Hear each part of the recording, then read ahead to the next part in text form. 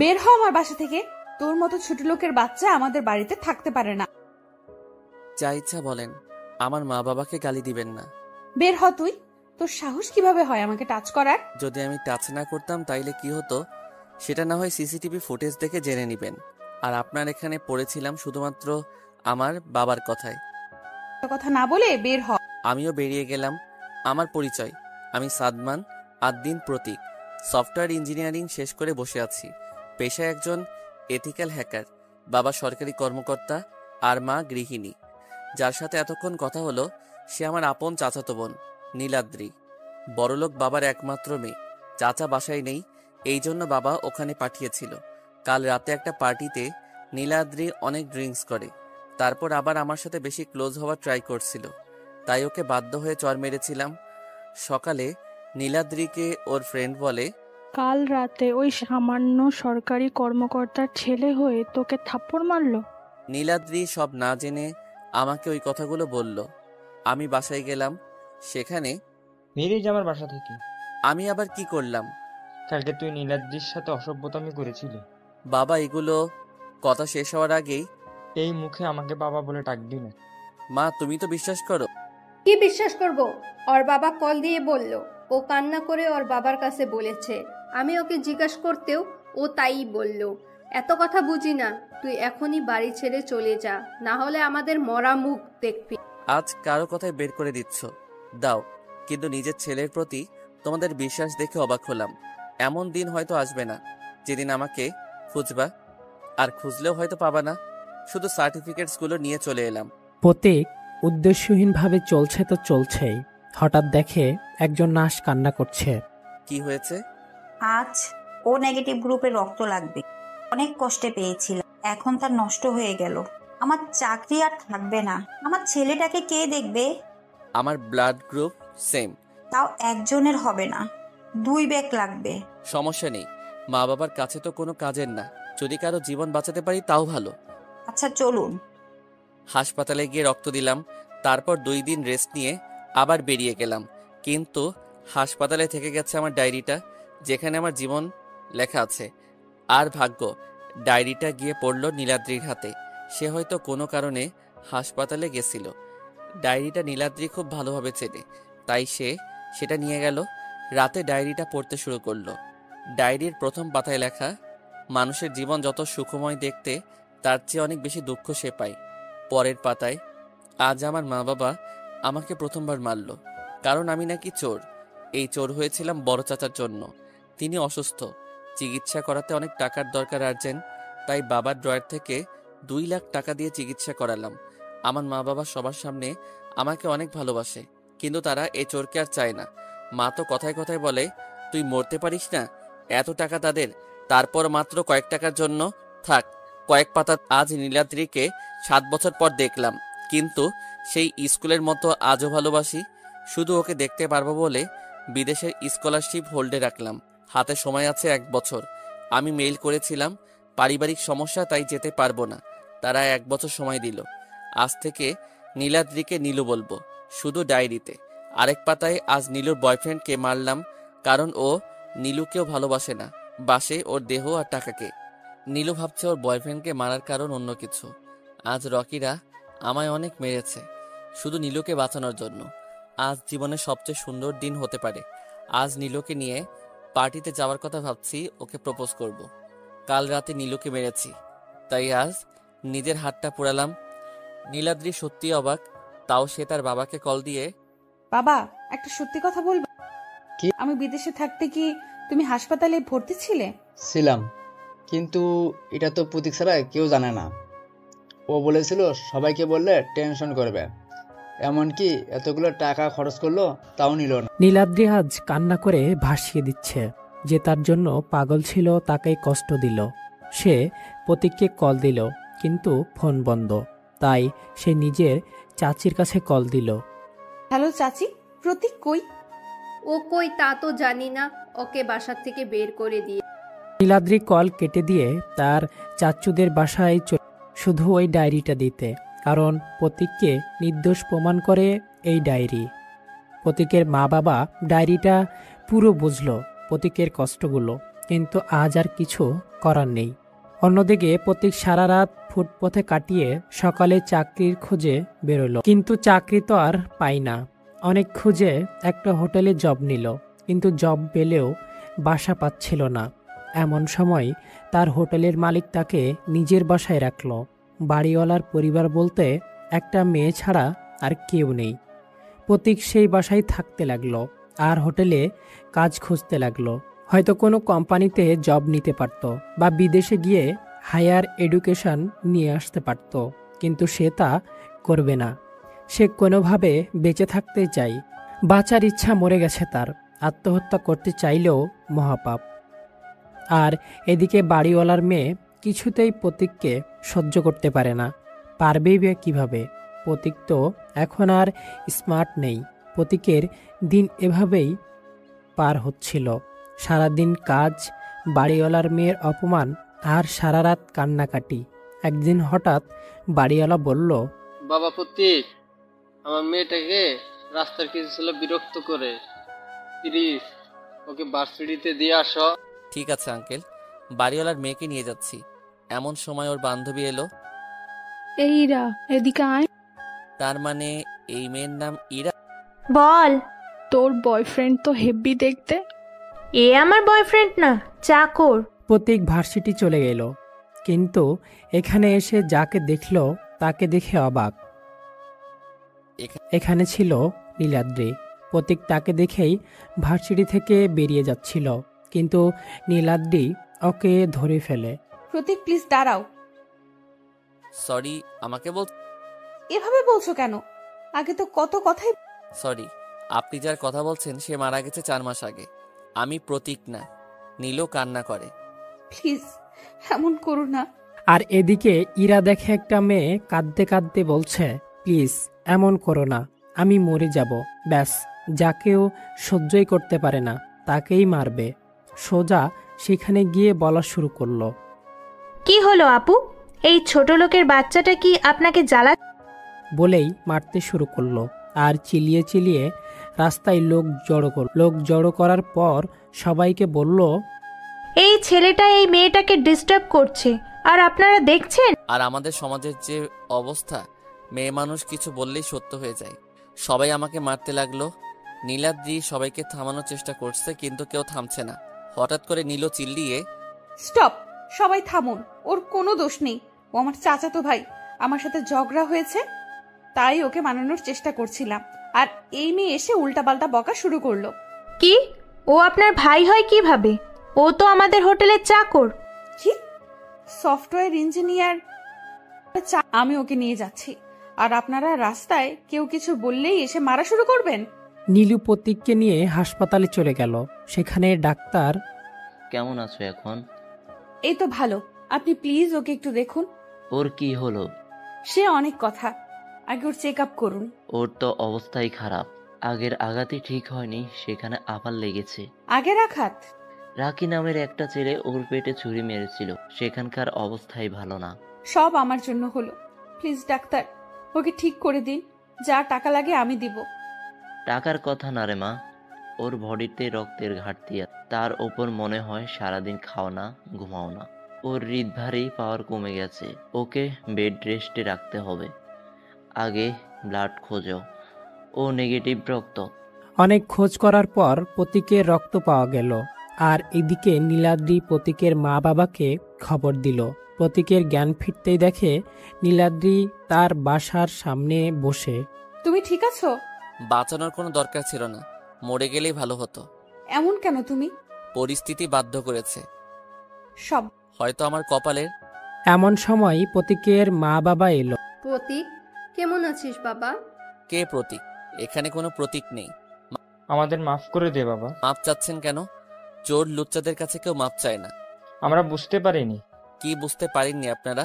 সারা রাত ফাঁকা বাসায় থাকার পরও যে ছেলে একটা মেয়ের দিকে তাকিয়ে পর্যন্ত দেখেনি, সে কিনা পাবলিক প্লেসে এসব করবে?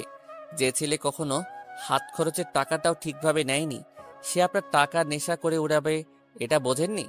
এসব বলতে বলতেই মুখ থেকে রক্ত বের হওয়া শুরু করলো। ওনাকে প্লিজ বিরক্ত করবেন না। এমনিতে অবস্থা বেশি ভালো না, বাঁচবে কি না সন্দেহ। ওর তাও গত 3 বছর ধরে। হ্যাঁ, আর সেই জন্যই ও আপনাদের দেওয়ার সব কষ্ট সহ্য করে নেয়। কি করবে, ওর লাইফ লাইনে ছিল ওর বাবা মা। ডাক্তার, যত টাকা লাগে আমি দেব। সেখানে রোগী নিজেই বাঁচতে চায় না, আমি কি করে ওকে বাঁচাতে চাই না মানে? আপনারা ওকে বের করে দেওয়ার পর নিজের ট্রিটমেন্ট বন্ধ করে ওকে বাঁচান। ডাক্তার ওটি রেডি করলো, প্রতীকের অপারেশন করা হলো, কিন্তু 72 ঘন্টার ভিতরে জ্ঞান আসতে হবে, নইলে ও কোমায় চলে যাবে। 24 ঘন্টা পর একজন এলো বিদেশ থেকে।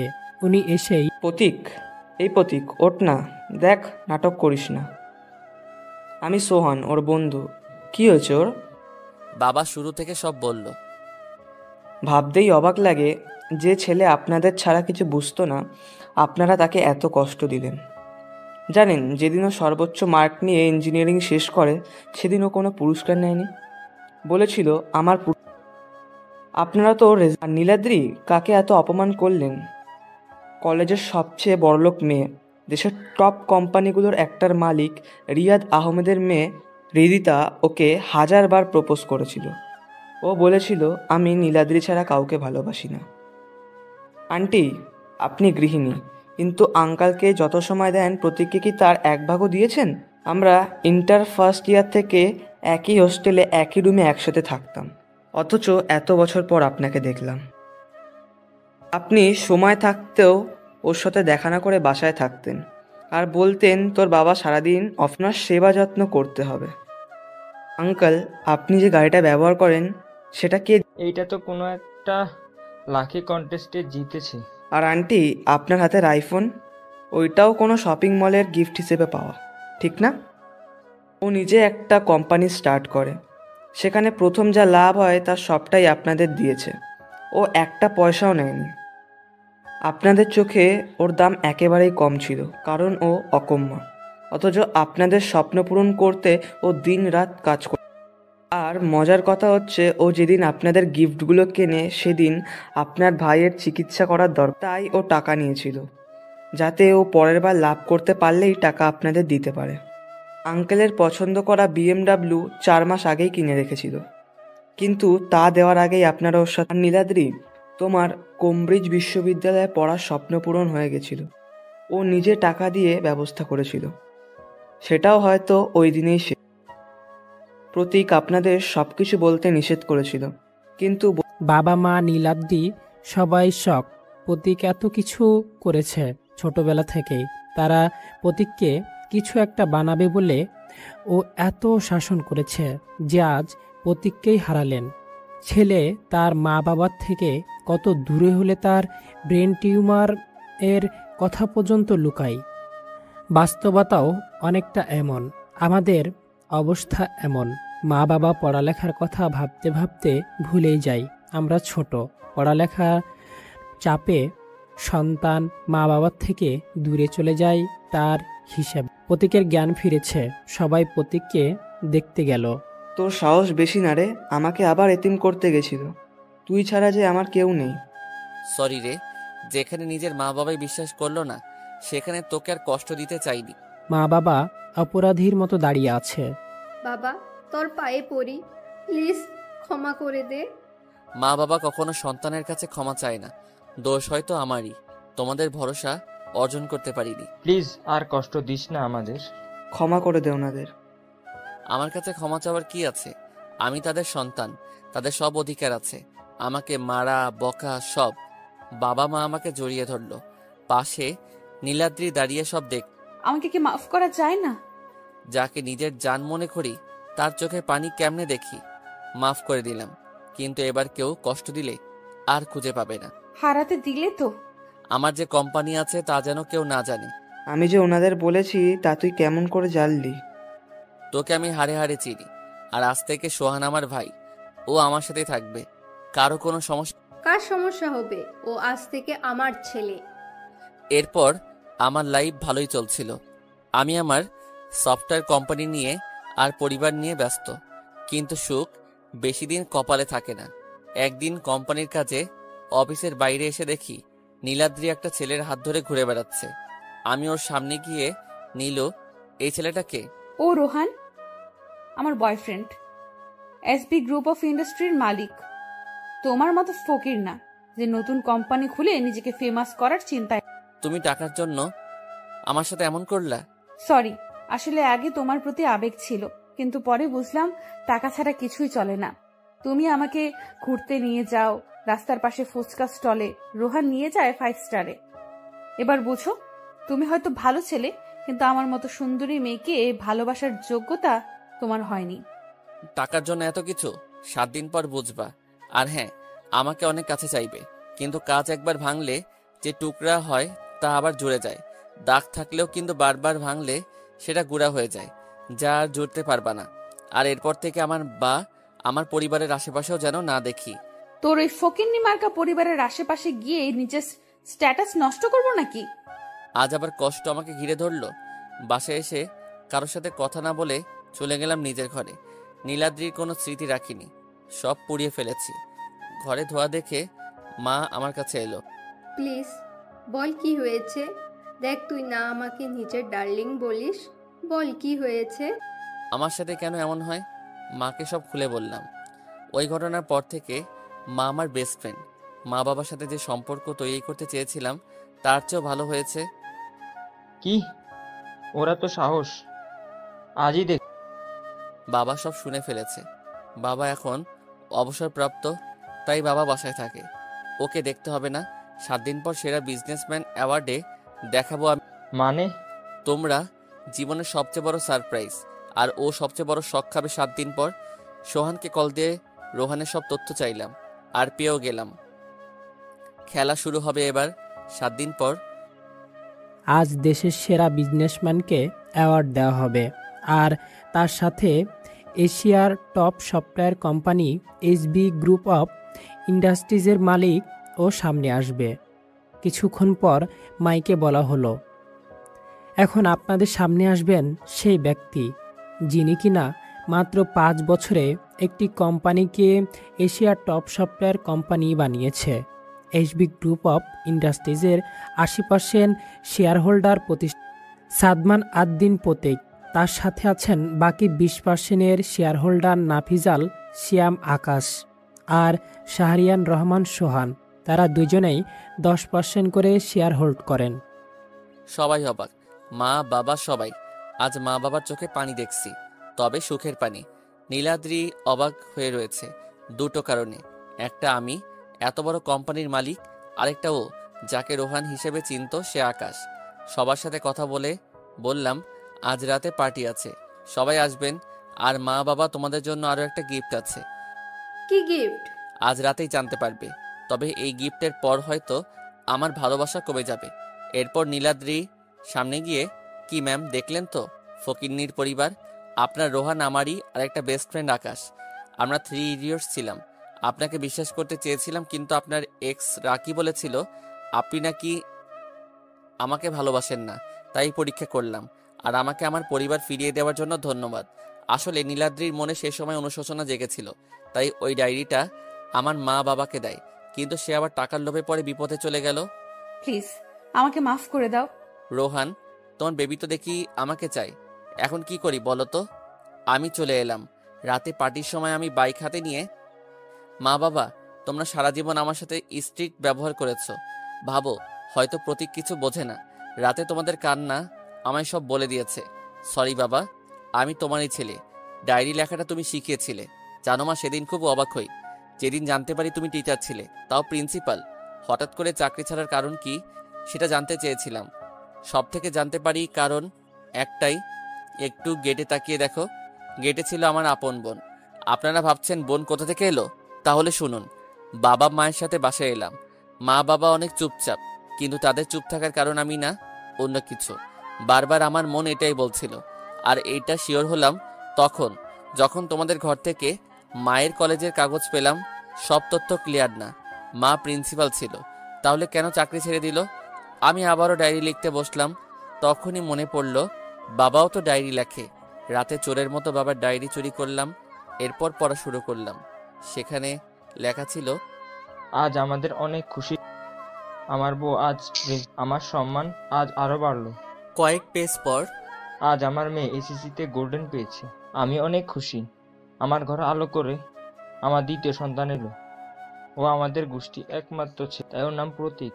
আরো কয়েক পাতা পর, আজ আমার মেয়ে আমাদের না জানিয়ে বিয়ে করে বাসায় এলো, আমার মান সম্মানের কথা ভাবলো, তার মায়ের কলেজের এক ছাত্রকে বিয়ে করে। এখান থেকে বোঝা যায় মা বাবা অপুকে অনেক ভালোবাসতো আর সাপোর্ট করত। কিন্তু আপু বাবা মায়ের অমতে বিয়ে করেছে, তাই মা বাবা আমাকে শাসন করত। ডায়েরিতে লেখা ছিল আমাকে অবহেলা করে কষ্ট দিয়ে তারা কত কষ্টে আছে। তাদের এই কষ্ট আর ভালোবাসা যাতে আমি না বুঝি, তাই তারা নাটক করত লোকচক্ষুর আড়ালে আমার সাথে স্ট্রিক্ট ব্যবহার করার। কিন্তু আমি তাদের আর কষ্ট পেতে দিব না, তাই আজ আমার বোনকে এনেছি। আমার বোন তার ভুল বুঝেছে মা বাবা তাকে কত ভালোবাসে। দুলাভাই অনেক বড় লোক, তাকে অনেক সুখে রাখে, কিন্তু তারও মা বাবা ছিল না, তাই সেও মা বাবাকে চাই।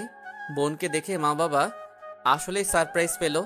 সাথে সাথে বোন মা বাবার পা জড়িয়ে ধরল।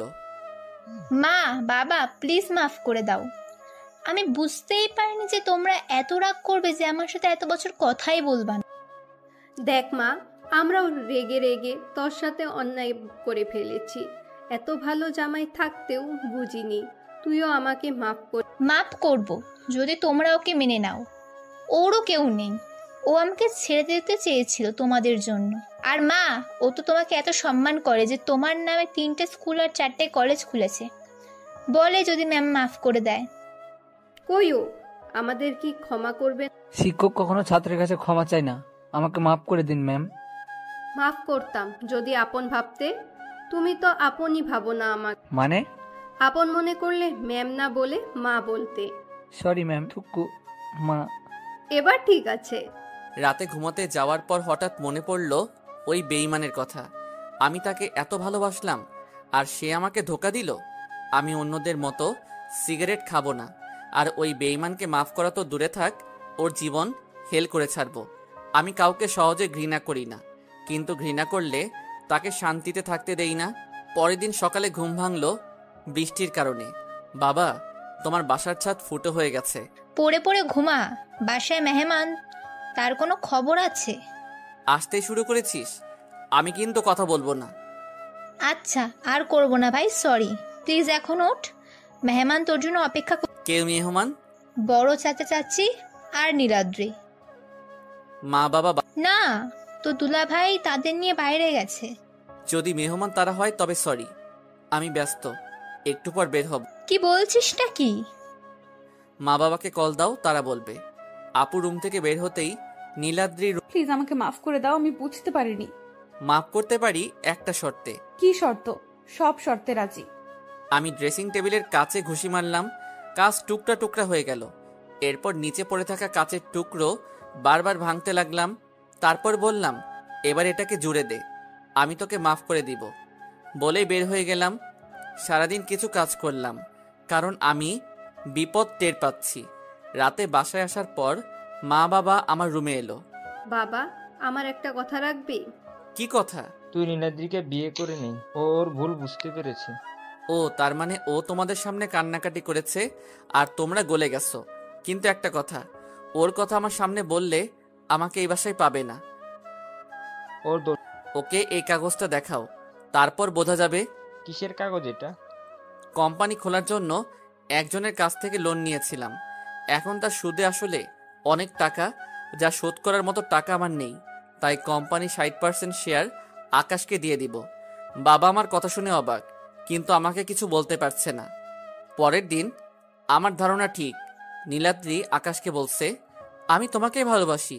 প্রতীক আমার চাচাতো ভাই, পরিবারের কথা ভেবে ওকে সরি বলেছি। আমি ওকে ভালোবাসি না। আকাশ শুধু হাসছে, কারণ ও জানে কি সত্যি কি মিথ্যা। বাহ নীলাদ্রি বাহ, কালই আমার মা বাবার পা ধরে বললি যে আমাকে ভালোবাসিস, আর যেই শুনেছিস কোম্পানির মালিকানা আকাশ কিনে নিচ্ছে, তখনই আকাশের কাছে। নীলাদ্রি অবাক। আরে অবাক হওয়ার কিছু নেই, সবই আমার প্ল্যান। না হলে এত বড় লোন নিলে আমি এত বড় কোম্পানি দাঁড় করাতে পারতাম না। আমি তোকে চিনি, তাই কালই প্ল্যান করেছিলাম। তুমি ভুল বুঝছো। তোর কি মনে হয় যে আমি তোর সব কথা যাচাই না করে এমনি এসব করেছি? তোর কল ট্যাপ করেছি, কার কার সাথে কি কথা বলেছিস সব জানি। আকাশ তোকে হোটেল তাজে ডেকেছিল, তাও তো রাজি ছিলি। হোটেল রাজের রেপুটেশন সবই জানি। ছি, ভাবতেও ঘৃণা করে যে কাকে ভালোবাসতাম।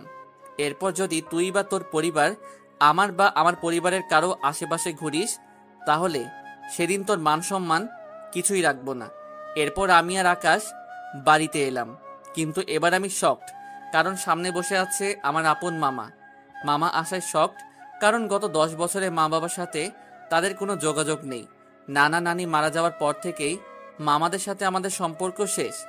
মা বাবার মন রাখতে মামা মামির সাথে কথা বললাম, কেমন আছেন, ভালো আছেন, এইটুকুই। রাতে আমি খেয়াল করলাম মা বাবা আমার আশেপাশে ঘুরঘুর করছে। কিছু হ্যাঁ বাবা। কি বলবা বলো? দেখ বাবা, অতীত তো অতীত। তুই প্লিজ নীলাদ্রিকে ক্ষমা করে ওকে বিয়ে করে। এসব তোমার ভাই আর আমার বাবার ভাই বলেছে না? হ্যাঁ, তোর মামাই তো বললো যে নীলাদ্রি তোর সাথে ইয়ার্কি করতে গিয়েছিল। আর তোমরা সেটা মেনেও নিলে? আমরা অত কিছু বুঝি না, তুই নীলাদ্রিকে বিয়ে করবি। তাহলে আমিও বলছি, যদি নীলাদ্রির কথা আর একবারও বলো, তাহলে আমি এই বাসা ছেড়ে চলে যাব। মা আর বাবা চুপ। ইয়ার্কি করছিল তাই না? তাহলে আজ আবার আকাশের কাছে মাপ চেলো কেন?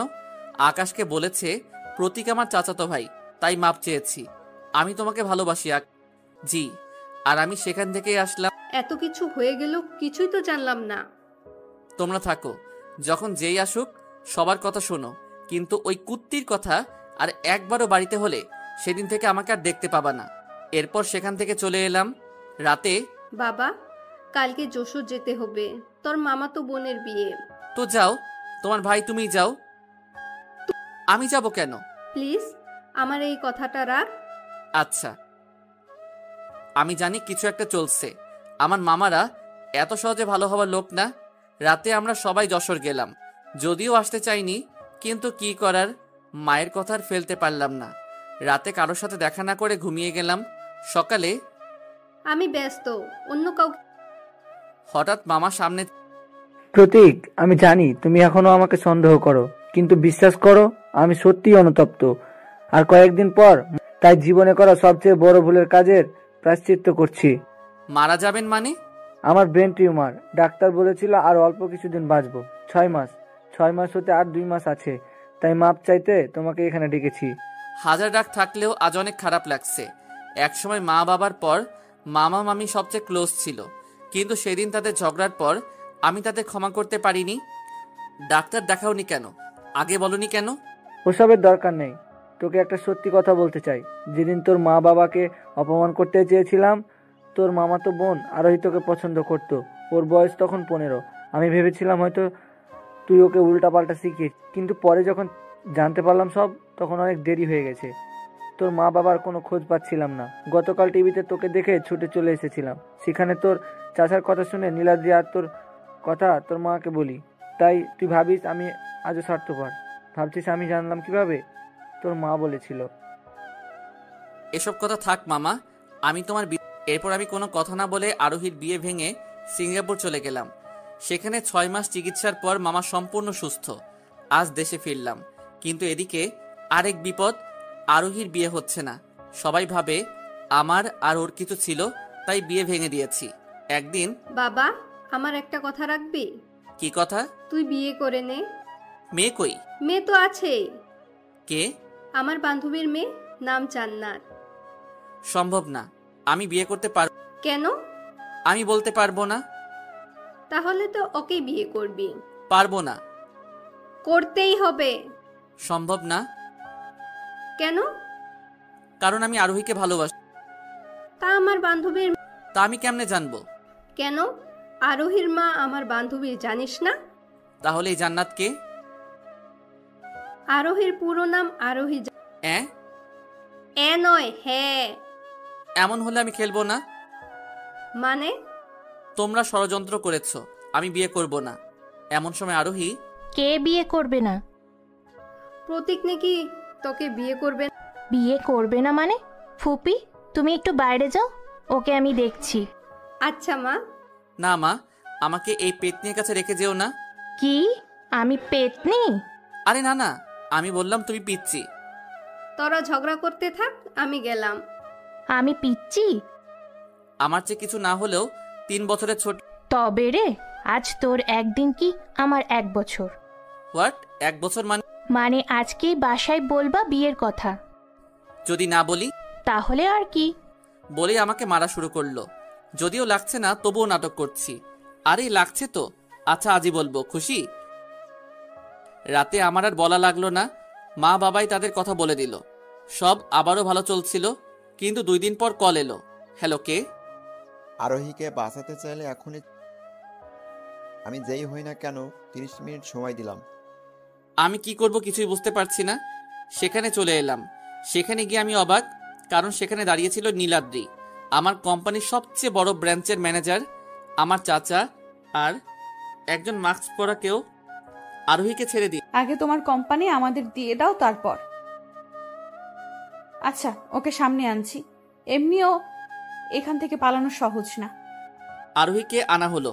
ও আমাকে দেখে দৌড়ে আমার কাছে চলে আসলো। আমি বললাম, ওকে সেফলি আমার বাসায় দিয়ে আসার পর আমি কাগজ সই করব, আর এর আগে ওর কিছু হলে আমি নিজেকে শেষ করে দিব। আর আমার কোম্পানির উইল অনুযায়ী আমি মারা গেলে কোম্পানি এতিমখানা, মাদ্রাসা, মসজিদ এসবে চলে যাবে। ঠিক, আর আরোহীকে ছেড়ে দাও, ও আমার। আরোহী সুরক্ষিত জায়গায় যাওয়ার পর আমি বললাম, নীলু, তোমাকে কিছু বলার আছে, প্রাইভেট। ওকে, চলো। আমি জানি নীলাদ্রিকে নীলু বলায় ও ভাবছে হয়তো ওকে বিয়ে করার কথা বলবো, আর তাহলে ও একাই সব সম্পত্তি পাবে। ওই মাস্ক পরা মানুষটা আরোহীকে পাবে, আর ম্যানেজার কিছুই করতে পারবে না। কিন্তু আমার প্ল্যান তো আলাদা। কি বলবা? আমাকে আরেকটা সুযোগ দাও, আমি তোমাকে বিয়ে করব। নীলাদ্রি আমাকে জড়িয়ে ধরল। আমিও ওকে জড়িয়ে ধরার বাহানায় ওর পিস্তলটা নিলাম। তারপর হ্যান্ডস আপ নীলাদ্রি। নীলাদ্রির মাথায় গান পয়েন্ট করে বাকি সবাইকে ভয় দেখিয়ে পালাতে গেলাম, কিন্তু হঠাৎ করে কেউ আমার মাথায় মারল। পিছনে তাকিয়ে দেখি এটা তো আকাশ। আকাশ, তুই এমন কি করব বল? টাকার জন্য বন্ধুত্ব নষ্ট করা যায় না, কিন্তু আমি আরোহীকে ভালোবাসি, আর তুই ওকে বিয়ে করবি, তাই এদের সাথে এই প্ল্যানটা আমি করি। আজ তুই শেষ, এরপর তোর শেষ ইচ্ছা হিসেবে আরোহী আমার। হা হা হা হা। প্লিজ আমাকে ছেড়ে দে। তোকে ছাড়লে তুই আরোহী আর আমাকে এক হতে দিবি না। So bye bye, tata. তোকে মারার সাথে সাথে তোর বাবা মা তাদেরও মেরে দিব। তারা এখন যে গাড়ি নিয়ে বাজারে গেছে সেটায় বোম লাগানো আছে। তোর বোন পালা, দুলাভাইয়ের বাবা মা মারা যাওয়া, সবকিছু আমি করেছিলাম। তোর বোন থাকলে না, আর তুই ছোট ছিলি, চেয়েছিলাম তোর মা বাবা যেন একটু সুখ না পায়। কিন্তু মা বাবার দোষ কি ছিল? আমি জুয়া খেলতাম, এই জন্য তোর দাদা সবকিছু তোর বাবার নামে দিয়ে গেছিল। তোর বাবা সেগুলো দান করে দিয়েছে, তাই। কিন্তু দুলাভাইয়ের মা বাবা, তাদের কোনো দোষ ছিল না। তারা কোনোভাবে সবকিছু জেনে গেছিল, তাই তাদের মেরে। খেলা শেষ মিস্টার আনাফ, আপনাদের অ্যারেস্ট করা। পুলিশ সবই দেখেছে, শুধু উপযুক্ত প্রমাণ ছিল না, তাই। এখন সবাই স্বীকারোক্তি দিল, সো সবাইকে জেলে দেখতে আসবো। এরপর বাসায় এলাম। এরপর আরোহীকে সব বললাম, সাথে আপু, দুলাভাই, মা বাবা সবাইকেও। এরপর আমার আর আরোহীর বিয়ে হয়ে গেল। আকাশ আর নীলাদ্রির 14 বছরের জেল হলো। চাচার ফাঁসি হলো। 2 বছর পর আমার মেয়ে হলো। নাম রাখলাম আয়েশা জান্নাত। আরো কয়েক বছর পর আরোহী আর আয়েশা ঝগড়ায় ব্যস্ত। কে আমার বেশি ভালোবাসার, আমি শুধু দেখছি। আব্বু আমাকে বেশি ভালোবাসে। না, আমাকে। বাবা, তুমি বলো কাকে? আমার মা বাবাকে, তারা ছাড়া আমি অসম্পূর্ণ। তোমরা আমার হার্ট, আর তারা অক্সিজেন, সো তারাই আমার কাছে প্রিয়। জীবনে যত যাই হোক, মা বাবার চেয়ে দামি কেউ নেই। কিরে, এভাবে বসে আছিস কেন? তো আর কি করবে? কি হয়েছে? আর হইছে, শালাই আবারও ছ্যাঁকা খাইছে। কি কি কইলি? দেখছো, মনমরা হইয়া বইসা রইছে। একটু আগেই মাইয়াই আইসা ধন্যা মরিচ দিয়া ডলা দিয়ে গেছে। শাওন হাসতে লাগলো। বলছিলাম তোর রিলেশন টিকবে না। এসব ফেসবুকে রিলেশন টিকানো কি এত সহজ কথা? শালার ভাই শালা, স্যাকা খাইছি, কোথায় সান্ত্বনা দিবি তা না কইরা পচাইতেছস। মনে রাখিস, দিন আমারও আসবে। সময় আসলে জানাইস আমাকে। শালা, একদিন দেখবি দেশের সুন্দরীর সাথে প্রেম করব, তোরা দেখবি আর জ্বলবি। করে দেখা ভাই, তোর আমাগো জানা আছে। যা শালা, থাকবই না। চলে আসলাম সেখান থেকে। রাস্তায় হাঁটতেছি। আমার পরিচয় আর কি দিব, তাও দেই। আমি হৃদয় ইসলাম, একজন সিভিল ইঞ্জিনিয়ার। বাকিটা গল্পেই বুঝবেন। শালার কি স্যাকাটাই না খাইলাম, 1 মাসও হইল না রিলেশনের, এখনই স্যাকা খাইয়া ফেললাম। কপালটাই ফুটা। হাঁটতে হাঁটতে বাসায় চলে আসলাম। কলিং বেল বাজাতেই আব্বু দরজা খুলে দিল। কই গো, তোমার গ্যারেজ মেকানিক পোলা আসছে, দেখে যাও। আম্মু আসলো। উফ, তুমিও না, কেন শুধু শুধু ওর পিছনে লাইগা থাকো? তো কি করবে, মানুষ ইঞ্জিনিয়ার হয়ে বড় বড় চাকরি করার জন্য, আর তোমার ছেলে ইঞ্জিনিয়ারিং শেষ করে গ্যারেজ মেকানিক হয়েছে। ছি ছি, আমার মান ইজ্জতের কিছুই বাকি রাখলো না। দাঁড়িয়ে অপমান সহ্য করতে না পাইরা সোজা নিজের রুমে চলে গেলাম। এমনিতে কিছুক্ষণ আগে অপমান হইয়া আসছি। রুমে গিয়ে দরজা বন্ধ করে দিলাম, শুয়ে পড়লাম। মনে অনেক দুঃখ। মাসখানিক আগে ফেসবুকে একটা মেয়ের ফ্রেন্ড রিকোয়েস্ট আসলো সাথে। অবশ্য ফেসবুকে টুকটাক লেখালেখি করি, যার জন্য প্রায়ই এই ধরনের মেসেজ আসে। আইডির নাম মিষ্টি মেয়ে বৃষ্টি। অ্যাকসেপ্ট করলাম। কোনো কাজ ছিল না, তাই ভাবলাম দুষ্টুমি করা যাক মেয়েটার সাথে। মেয়েটির মেসেজে লেখা ছিল, গল্প পড়ার জন্য রিকোয়েস্ট দিয়েছি। প্রেম করার জন্য দিলেও পারতেন। কিছুক্ষণ পর রিপ্লাই দিল, হোয়াট? চোখে দেখেন না নাকি? দেখে আপনি কি কইলেন? প্রেম করবেন কিনা জিজ্ঞাইছি। লেখক সাহেব কি পাগল হয়ে গেছেন নাকি? আবল তাবল বলছেন। হ্যাঁ, আমি তোমার জন্য পাগল হইয়া গেছি। তাই নাকি? আপনার গার্লফ্রেন্ড নেই? না। মিথ্যা বলেন কেন? মিথ্যা বলতে যামু কেন? এভাবে কথা বলতে বলতে জানতে পারলাম তার নাম আফিয়া সুলতানা। পরের দিন প্রপোজ করলাম। 2-3 দিন ঝুলাইয়া রেখে অ্যাকসেপ্ট করলো। আমিও গার্লফ্রেন্ড পাইয়া গেলাম। তো আজকে সকালে গ্যারেজে গাড়ির কাজ করতেছি, হঠাৎ একজন, এই যে ভাইয়া, আমাদের গাড়িটা একটু দেখেন তো। আমি পিছে ঘুরতেই শক খাইয়া গেলাম, কারণ মেয়েটি ছিল আফিয়া। তারপর আর কি শুরু করলো, তুমি তুমি গ্যারেজ মেকানিক? আমি আর কি কমু, মুখ বন্ধ। এই শালা, কথা বলিস না কেন? দেখো, আমি আসলেই সিভিল ইঞ্জিনিয়ার, কিন্তু আর কথা বলিস না তুই। শালা আমাকে কত সুন্দর সুন্দর কথা বইলা পটাইয়া ফেলছিল। দেখো, বেশি বলতেছো তুমি। তোরে আর কি বলবো, শালা গ্যারেজ মেকানিক, তোর সাথে ব্রেকআপ। বলেই ওরা গাড়ি নিয়ে চলে গেল। কিছুতেই বুঝাইতে পারলাম না আমি একজন ইঞ্জিনিয়ার।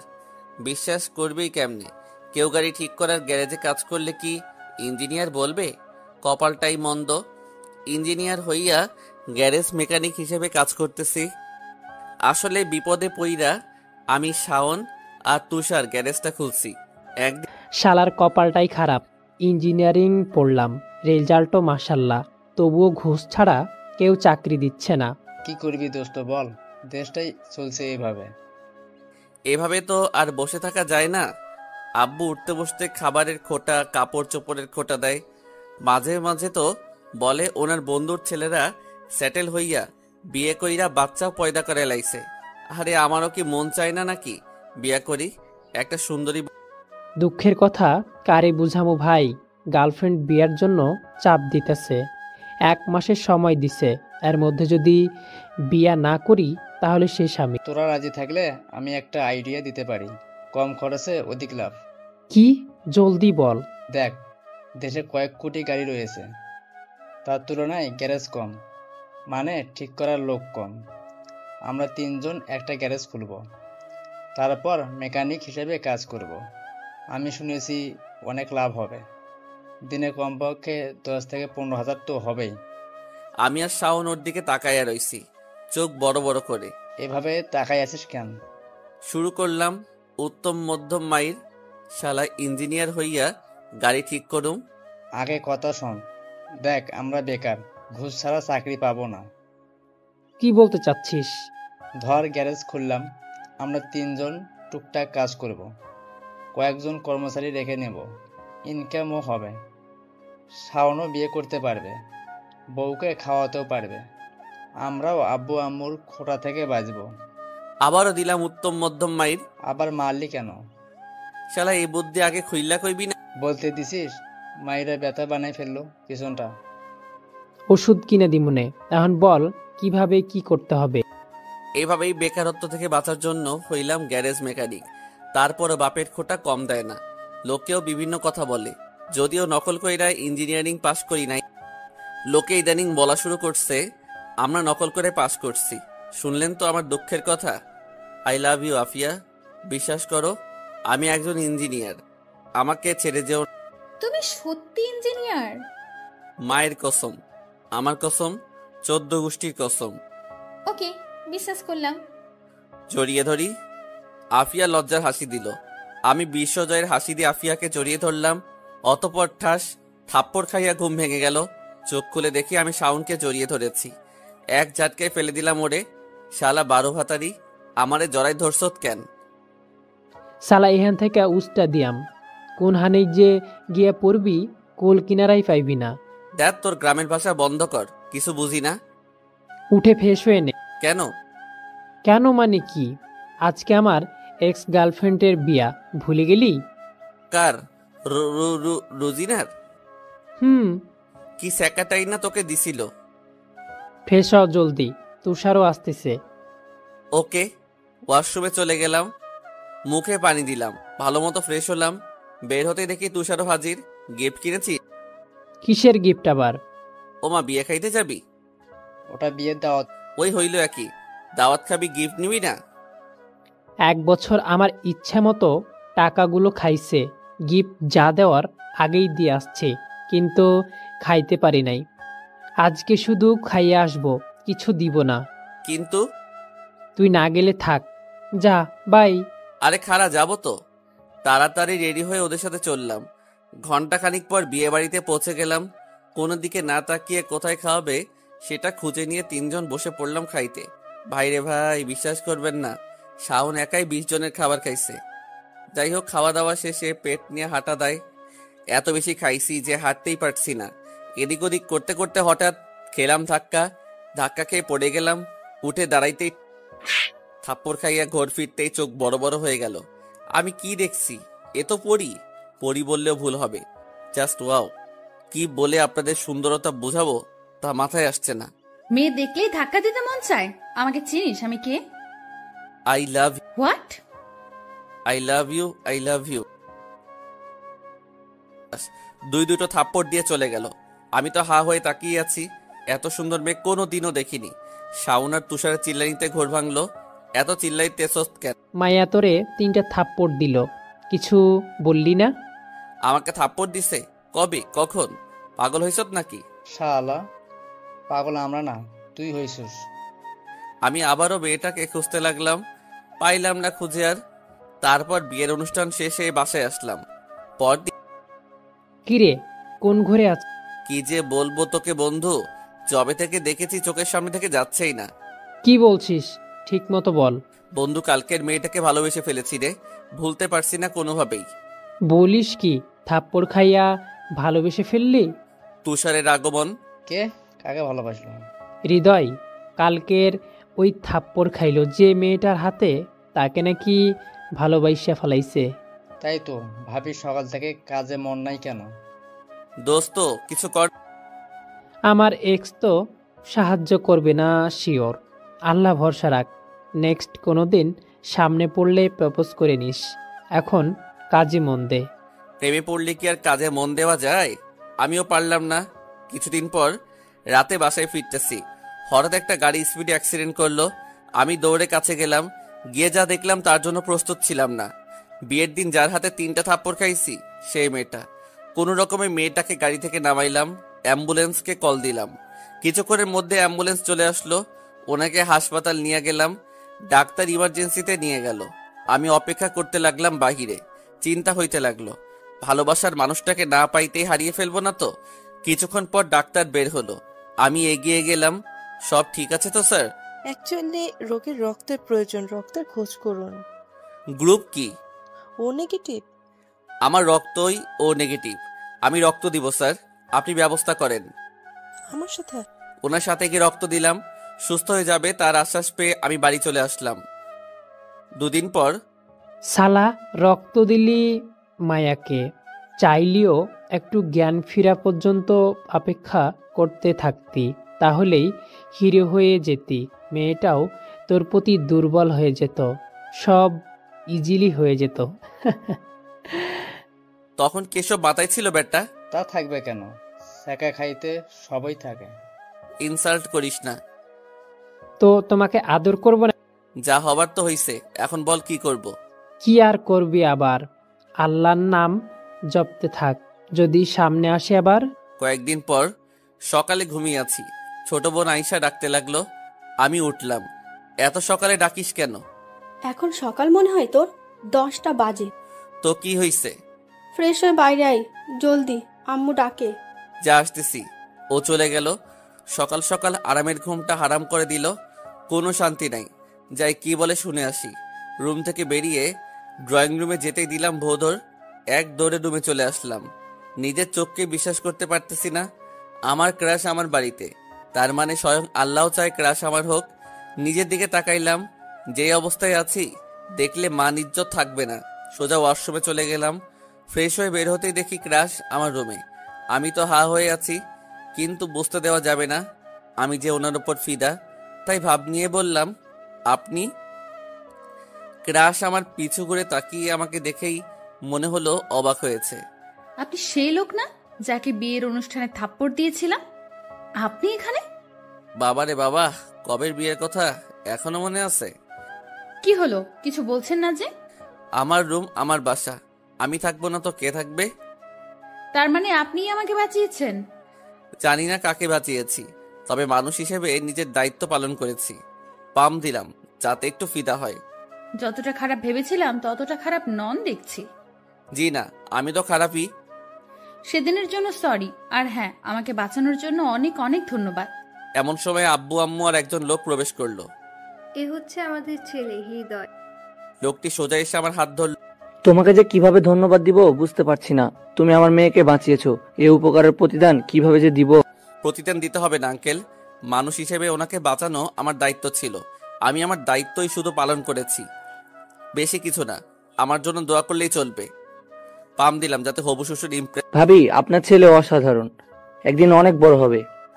এমন কথা শুনে নিজেকে হিরো মনে হচ্ছিল। আচ্ছা আমরা চলি তাহলে।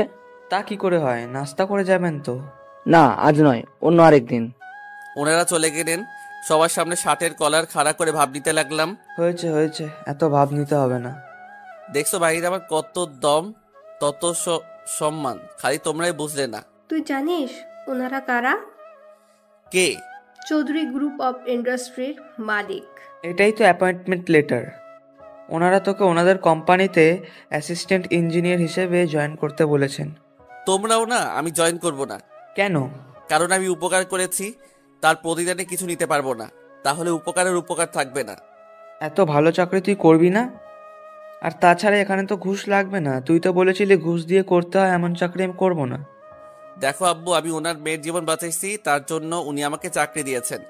অন্যথায় এই চাকরি আমাকে কখনোই দেওয়া হতো না। তো এদিক থেকে একরকম ঘুষি দেওয়া হচ্ছে। আমি করব না, আমার গ্যারেজই ভালো। থাক তুই তোর গ্যারেজ নিয়ে, কেউ বুঝলো না মনের কথাটা। অফিসে প্রথম দিন, আসতে পারি ম্যাডাম? তারপর যা দেখলাম তা দেখার আশা করিনি, কারণ আমার ক্রাশ বসে আছে। বস হিসেবে ক্রাশকে আশা করি নাই। উপস, এ তো মেঘনা চাইতে বৃষ্টি। ক্রাশের নাম হচ্ছে রিয়া চৌধুরী। আরে হৃদয় সাহেব যে, আসুন আসুন। আমি আবার সাহেব ভাবতেই কেমন লাগছে। এই যে আমার জয়েনিং লেটার এবং আমার কাগজপত্র। অনেক দিন ধরে আপনার মতোই লোক খুঁজতেছিলাম। ধন্যবাদ আমাদের কোম্পানিতে জয়েন করার জন্য। জি ম্যাডাম। তারপর রিয়া একজনকে ডাক দিল। উনি নতুন, ওনাকে একটু ফ্যাক্টরিটা ঘুরিয়ে দেখাবেন। কেমন লাগলো ফ্যাক্টরি? অনেক ভালো। আশা করি মন দিয়ে কাজ করবেন। জি। আচ্ছা, আজ আসুন। ওকে। চলে আসতে লাগলাম, তখনই ঘুরলাম। কিছু বলবেন? অ্যাকচুয়ালি আপনি অনেক সুন্দর। আল্লাহ তাআলা আপনাকে অনেক সুন্দর করে বানিয়েছেন। ধন্যবাদ। আবারও চলে আসতে লাগলাম। বিকেলে ফ্রি আছে? হ্যাঁ, কেন? যদি কিছু মনে না করেন তাহলে কি আমরা একসাথে কোথাও কফি খেতে যেতে পারি? ওয়ে ওয়ে, বললে বললে, এটা শুনে আশাটাও ভুলেও করিনি। তাও প্রথম দিন পাখি দেখি নিজে ধরা দিচ্ছে। কি হলো? Yeah sure, we can go. Just 5 minute, আপনি বাহিরে দাঁড়ান। জি। বাহিরে চলে আসলাম। ভাবতেই পারছি না প্রথম দিনেই কফি খেতে যেতে পারবো। এভাবে হলে আমাকে আটকায় কে? খুব জলদি বিয়ে করে বাচ্চাও দিতে পারবো। চলুন। রিয়ার ডাকে ঘোর কাটলো, ওর সাথে চললাম। একটা কফি শপে বসে আছি। কিছু বলছেন না যে? সামনে এত সুন্দরী একটা মেয়ে বসে আছে, দেখে শেষ করতে পারছি না। বলবো কি? হোয়াট? শুনে বাস্তবে ফিরলাম। না না, কিছু না, মজা করলাম। ও, তো আপনার লাইফ স্টোরি কিছু বলুন। কি আর বলবো, দুঃখের কথা। আজ পর্যন্ত চাকা খাইছি 5টা। জীবনটাই বেদনা। সামনে ক্রাশ বসে আছে, কিছুই বলতে পারছি না। কি হলো আপনার? না না, কিছু না। অ্যাকচুয়ালি আমার ভালো লাগছে না। আমার বাসায় যাওয়া উচিত। আমি চললাম। সে কি হয়েছে? চলুন ডাক্তারের কাছে নিয়ে যাই। লাগবে না, বাসায় গেলেই ঠিক হয়ে যাবে। তাহলে চলুন নামিয়ে দিয়ে আসি। না লাগবে না, আমি যেতে পারবো। আমি উঠে চলে আসলাম। সোজা রিক্সা নিয়ে বাসায় চলে আসলাম। বাসায় আসতেই কেমন লাগলো অফিস? খুব ভালো লাগছে। আর কিছু না বলেই রুমে চলে আসলাম। মাথায় পানি ঢাললাম। উফস, এতক্ষণে শান্তি। রিয়ার সৌন্দর্য আমাকে পুরো মদ্যপ বানিয়ে ফেলছিল। ওর চোখ, ওর ঠোঁট, কথা সব পাগল করে দিচ্ছিল। তাই উঠে চলে আসতে বাধ্য হলাম। খাটে শুয়ে পড়লাম। ও, আপনারা ভাবছেন হঠাৎ আমি অফিসে কি করে গেলাম? সেদিন তো বলছিলাম চাকরি করব না, তাহলে আজ অফিস কেন গেলাম? সে ভাই আমার অনেক দুঃখের কথা। এখনো মাইরের ব্যথা যায় নাই। কি মাইরটাই খাইছিলাম বলে বোঝাতে পারবো না। সেই দিন আব্বু আম্মুর সাথে কথা না বলে গ্যারেজে চলে গেলাম। চুপচাপ বসে আছি। কিরে, তোর কিছু হয়েছে নাকি? এমন মন মরা হয়ে বসে আছিস? কিছু না, তুই কাজ কর। শালার মনে হয় নতুন করে আবার ছ্যাঁকা খাইছে। না, ছ্যাঁকা খাই নাই। তাহলে বলোস না কেন, কি হয়েছে? আর বলিস না, আমার ক্রাশ বাড়িতে এসেছিল। মানে যাকে তুই বাঁচিয়েছিলি? হুম। আলহামদুলিল্লাহ, তাহলে তো হয়েই গেল। প্রপোজ করছিলি? না, আমি জানি না। আবার প্রপোজ? কি হয়েছে বলতো? ওদের সব বললাম। শাওন আর তুষার চোখ বড় বড় করে আমার দিকে তাকিয়ে আছে। এমন দেখাচ্ছে আমাকে এখন খাইয়া ফেলবে। এভাবে তাকিয়ে আছিস কেন? শাওন হাতে একটা লাঠি নিল। তারপর যা হলো ভাই, উত্তম ধোলাই যাকে বলে। দুজন মিলে আমাকে একা পাইয়া বানাইয়া ফেলছে পুরা। মারছিস কেন? শালা কয়দিন পর পর ছ্যাঁকা খাইয়া আমাদের কাছে আইসা কাঁদিস, আর এখানে একটা মেয়ে তোকে ডাকতেছে। মানে তুই ওই মেয়েটাকে ভালোবাসিস না? হ্যাঁ, বাসি। তাইলে যে চাকরি অফার করেছে, এই চাকরির মাধ্যমে তো তুই মেয়েটার কাছে যেতে পারবি, আস্তে আস্তে পটিয়ে ফেলতে পারবি। মাথায় ঢুকছে না। মনটা চাই ওর মাথাটা ফাটাইয়ে ফেলি। শালা ছ্যাঁকাখোর, সোজা কথা বুঝে না। আরে ভাই, অনেক তো মারছিস, আর কত মারবি? যা বলি মন দিয়া শোন। হ্যাঁ বল। সোজা কালকে অফিসে জয়েন করবি। তারপর সারাক্ষণ মেয়েটার পেছনে লেগে থাকবি, আস্তে আস্তে পটাবি। একবার পটালেই আমরা তোদের বিয়ে দিয়ে দিব, তাহলেই কেল্লা ফতে। আর তোর ছ্যাঁকা খাওয়ার ভয় নাই। কিন্তু যদি না পটে তখন? কি যে বলিস, পরে তো চাকরি থাকবে না। আর হ্যাঁ, তোদের রেখে আমি চাকরি করতে পারবো না। আয় শিয়া মারিয়া, তোর চাকরি করতে হবে না। আপাতত চাকরির চান্স নিয়ে মেয়েটাকে পটাও। কিন্তু তুষার, হ্যামারটা নিয়ে আয়, শালার কিন্তু ছুটাইয়া দেই। না থাক, আমি করব। এই ছিল সেই দিনের কাহিনী। মাইরের ব্যথা এখনো যায় নাই। যাই হোক, পরদিন অফিসে গেলাম। অফিসে গিয়ে নিজের কেবিনে বসতেই খবর আসলো ম্যাডাম ডাকছেন। আমি চলে গেলাম তার কাছে। তাকে দেখে তো আমার যায় যায় অবস্থা। আরে ভাই, পরাণ যায় যায় অবস্থা। একটা মানুষ এত সুন্দর হয় কেমনে? আমাকে ডেকেছেন? হ্যাঁ বলুন তো, কালোভাবে চলে গেলেন কেন? কি উত্তর দেব ভেবে পাচ্ছি না। কি বলি। আসলে আমার ওয়াশরুমে যাওয়ার ছিল। ওয়াশরুম তো কফি শপেও ছিল। না মানে, আমার প্রকৃতির ডাক দিয়েছিল। মানে? কি একটা অবস্থা। ভূ প্রকৃতির ডাক কাকে বলে তাও জানে না। কিছু না, বলুন কেন ডেকেছেন? ও হ্যাঁ, রেডি থাকবেন, আপনাকে নিয়ে আমাদের আরেকটা ফ্যাক্টরিতে যাব। জি ওকে, এখন চলি। হ্যাঁ। ওনার রুম থেকে বের হতেই অফিসের একজন এসে দাঁড়ালো। কিছু বলবেন? ম্যাডামের সাথে আপনার এত কি? আপনার ম্যাডাম আমার হবু বউ, বউয়ের কাছে যাব না? আপনাকে কৈফিয়ত দিতে হবে নাকি? না না, সরি। It's okay. ভাবনিয়া চলে আসলাম, কেবিনে বসলাম। দুপুরে রিয়ার সাথে অন্য ফ্যাক্টরিতে গেলাম। কফি শপে বসে আছি আমি আর রিয়া। কাজ তো ভালোই পারেন দেখছি, তাহলে এতদিন চাকরি করেননি কেন? করেছি তো। কিসের? পাড়ায় মাথায় আমি আর বন্ধুরা মিলে একটা গ্যারেজ খুলেছি, গাড়ি ঠিক করতাম সেখানে। হোয়াট? আমি জিব্বায় কামড় দিলাম, কি বলে ফেললাম। হায় রে ক্রাশ, তোকে দেখতে দেখতে যে কি হলো। প্ল্যানিং করি, একটা মুখ দিয়া বলে ফেলি আর একটা। না না, কিছু না। কি গ্যারেজের কথা যেন কি বললেন? ও কিছু না। এমন সময় শাওনের কল আসলো। উফ, বাসলাম। Excuse me. Yeah sure. Mobile নিয়ে দূরে চলে আসলাম। ভাইরে ভাই, তুই আমাকে বাঁচিয়েছিস, ফেসে গেছিলাম প্রায়। কেন, কি হয়েছে? এসে বলবো। এখন বল, কেন ফোন দিয়েছিস? তুই কোথায়? রিয়ার সাথে বাহিরে আছি।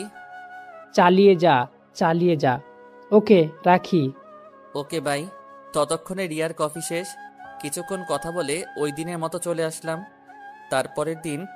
আপনি আমার পিয়নকে কি বলেছেন? পিয়নকে আবার কি বললাম? কিছু বলেননি? আমি যতটুকু জানি কিছুই বলি নাই। কি হয়েছে ম্যাডাম? আপনি বলেছেন আমি নাকি আপনার হবু বউ? হ্যাঁ, তা তো ঠিকই বলেছি। হোয়াট? না না, মানে এসব কখন বলছি আমি? বলেননি আপনি? আসলে কালকে দুষ্টামি করে বলছিলাম। এটা মজা। I am sorry. ওকে, আপনি আসুন। জি। কেবিন থেকে বের হলাম। উফ, কিছু না হইতে ক্রাশের বকা খাইয়া ফেলছি। শালার পিয়ন, যদি তোর ম্যাডাম আমার ফাঁদে পড়েই, তাইলে তোর চাকরি আমি খাইয়া ছাড়ুম। নিজের কেবিন আইসা কাজ করতে লাগলাম। হঠাৎ কেউ একজন, আসতে পারি? আমি পিছনে ফিরেই অবাক হয়ে গেলাম। এ যে কি, মাইয়া নাকি পড়ি? হাই আল্লাহ, আমি তো মরেই যাব। আমার সামনে সুন্দরী মেয়ে দাঁড়িয়ে রয়েছে। হলুদ শাড়ি, চুলে খোপা বাঁধা, সাথে গোলাপ ফুল, চোখে কাজল, সব মিলিয়ে অস্থির। আপনি কে? আমি সেতু, আপনার সহকর্মী। আজ থেকে আপনার সাথে কাজ করব। ও, nice to meet you. Me too. By the way, আমরা কি প্রজেক্ট নিয়ে কাজ করব? প্রজেক্ট তৈরি করতেছি, কাজ হয়ে গেলে আপনাকে ডাকবো। ওকে স্যার, আমি আসি তাহলে। হ্যাঁ। সেতু চলে গেল। আমি আমার সিটে বসে পড়লাম। টেবিলে পানি ছিল, পুরা গ্লাস খেলাম। উপস, মাথা ঘুরিয়ে দিচ্ছিল। এত সুন্দর মেয়ে, তবে রিয়ার সাথে তুলনা হবে না। She is just extra ordinary. My love, my life, one and only Riya. বিকেলবেলা। তোর পটানোর কত দূর রে? তা ঠিক আমিও জানি না, তবে তবে কি? দোস্ত, একটা মাইয়া আজকে জয়েন করেছে। অস্থির চেহারা, হেব্বি সুন্দরী। হ, বল বল, তোর ক্রাশের থেকেও বেশি সুন্দরী। এখন এই মায়ার সাথে প্রেম করুম। আমি বলছি এখনো? তুই এইটাই বলতি, আমি জানি। বেশি জানোস, আমার রিয়ার থেকে সুন্দরী এই পৃথিবীতে কেউ নাই, বুঝছস? আমি বলতে চাইছিলাম ওই মেয়েটার সাথে তুষারের লাইন মারার কথা। তোরা লাগছত লাগ, আমার নিয়ে টানাটানি করিস না। আমি ডিরেক্টলি বিয়ে করুম। তোদের মতো মায়াগো পেছনে চেঁচামি করা আমার দ্বারা হবে না। ওদের সাথে খুনসুটি করে সন্ধ্যার পর বাসায় ফিরলাম। পরদিন অফিসে ফাইল নিয়ে রিয়ার কেবিনে গেলাম। সোজা কিছু না বলেই ঢুকে গেলাম। রিয়া রিয়া আমার দিকে হা হয়ে তাকিয়ে রয়েছে। উপস, কি ভুল করলাম, ভুলেই গেছিলাম এখনো যে রিয়াকে পটাইতে পারি নাই। শালার কপাল, এখন কি করি? কি বললেন? কি রিয়া বলেছি। What? I love you. What the hell? I love you বুঝো না? আই লাভ ইউ বলে আমি টেবিলের পাশ কাটিয়ে রিয়ার সামনে দাঁড়ালাম। রিয়া দাঁড়িয়ে গেল। বিশ্বাস করো, আমি তোমাকে অনেক ভালোবাসি, অনেক অনেক ভালোবাসি। কি সব বলতেছেন? পাগল হয়েছেন নাকি? হ্যাঁ, আমি পাগল হয়ে গেছি। তোমার রূপ দেখে, তোমার চেহারা দেখে, সব আমাকে পাগল বানিয়ে দিয়েছে। বলেই আমি আগাইতে লাগলাম। রিয়া পেছনে যেতে লাগলো। যেতে যেতে দেয়ালের সাথে ধাক্কা খেলো। আমি আর রিয়া মুখোমুখি, দুজন দুজনের নিঃশ্বাসের শব্দ শুনতে পাইতেছি। দুটো থাপ্পড় দিল রিয়া আমাকে। থাপ্পড় খাইয়া আমি দূরে চলে আসলাম। কন্ট্রোল হৃদয়, কন্ট্রোল। নিজেকে কন্ট্রোল করে নিলাম। আপনি আমাকে থাপ্পড় দিলেন কেন? কি বলতেছিলেন আপনি? কি করতেছিলাম? আপনি আমাকে ছি। Oh my God, I am sorry ma'am, I am so sorry. আমার উপর অন্য কিছু ভর করেছিল। সরি ম্যাম, প্লিজ ক্ষমা করে দিবেন। রিয়া কিছু বলছে না। অ্যাকচুয়ালি ম্যাম, আমার ভিতর কি যেন আছে, মাঝে মাঝে রাতে তা ভর করে, কিন্তু আজ এখানে কেন ভর করলো বুঝলাম না। সরি ম্যাম বলে তাড়াতাড়ি রুম থেকে বেরিয়ে নিজের কেবিনে চলে আসলাম। উফ, বাঁচা গেল। একটা শয়তানি হাসি দিলাম। কি ভাবছিলেন আসলে কিছু ভর করেছিল? না, আমার তেমন প্রবলেম নাই, ওগুলো সব ইচ্ছে করেই করেছি। রিয়া বলে যখন রুমে ঢুকেই গেলাম, কি করব ভেবে পাচ্ছিলাম না, তাই ভাবলাম যা হবার হবে, আজকে সব বলেই দিব। মিথ্যার ছলে প্রপোজ করলাম। আল্লাহ জানে রিয়ার মনে কি চলছে, তবে আমার মনে হয় রিয়াও আমার প্রতি কিছুটা টান রয়েছে। যাই হোক, অফিসের কাজ শেষে নিচে দাঁড়িয়ে রয়েছি। রিয়া নিচে নামতেই আমি সামনে গিয়ে দাঁড়াইলাম। ম্যাডাম তখন নিজের ভুলে কি করেছি নিজেও জানি না, কিছু মনে করবেন না প্লিজ। কিন্তু আমি তো আপনার চোখে অনুতপ্তের কিছুই দেখছি না। আমি ভড়কে গেলাম। ভাইরে ভাই, অনুতপ্ত কেমনে হয়? রিয়া আমাকে পাশ কাটিয়ে চলে গেল। এমন সময় সেতু, স্যার আপনাকে অনেক হ্যান্ডসাম লাগছে। মনে মনে কইলাম, কানের নিচে 2টা দিমো, তখন চোখে ভালো দেখবি। শালি, আমার ক্রাশ আমাকে ভুল বুঝে চলে গেল, তুমি আইসো আমাকে পাম দিতে। ও তাই, ধন্যবাদ। আচ্ছা চলি। 2 দিন পর নিজের কেবিনে বসে বসে রিয়াকে নিয়ে লিখতেছি। কি করে বোঝাই তোমাকে কত আমি চাই, পৃথিবীর সবকিছুর বিনিময় হলেও তোমাকে যেন পাই। মায়াবী মুখ তোমার, কাজল কালো আখি, তাই তো দিনে রাইতে এখন শুধু তোমাকেই দেখি। কি করে বোঝাবো কত ভালোবাসি তোমায়, একবার ভুল করে বলে দাও না ভালোবাসো আমায়। ভালোবাসি বড্ড বেশি, কি করে তোমাকে বোঝাই, আমার সবকিছুর বিনিময় হলেও তোমাকে চাই। ইতি তোমার পাগলা। তারপর চললাম রিয়াকে দিতে। বুক ফুলিয়ে গেলাম রিয়ার রুমে, দিলাম চিরকুটটা ফাইলের ভিতর ঢুকিয়ে। ম্যাডাম, একটু ফাইলটা দেখবেন ঠিক আছে কিনা? হ্যাঁ দেখছি। রিয়া ফাইলটা দেখতে লাগলো, তখনই চিরকুটটা সামনে পড়লো। চিরকুটটা রিয়া হাতে নিল, তারপর পড়া শুরু করলো। কোনো রিয়াকশন দেখছি না।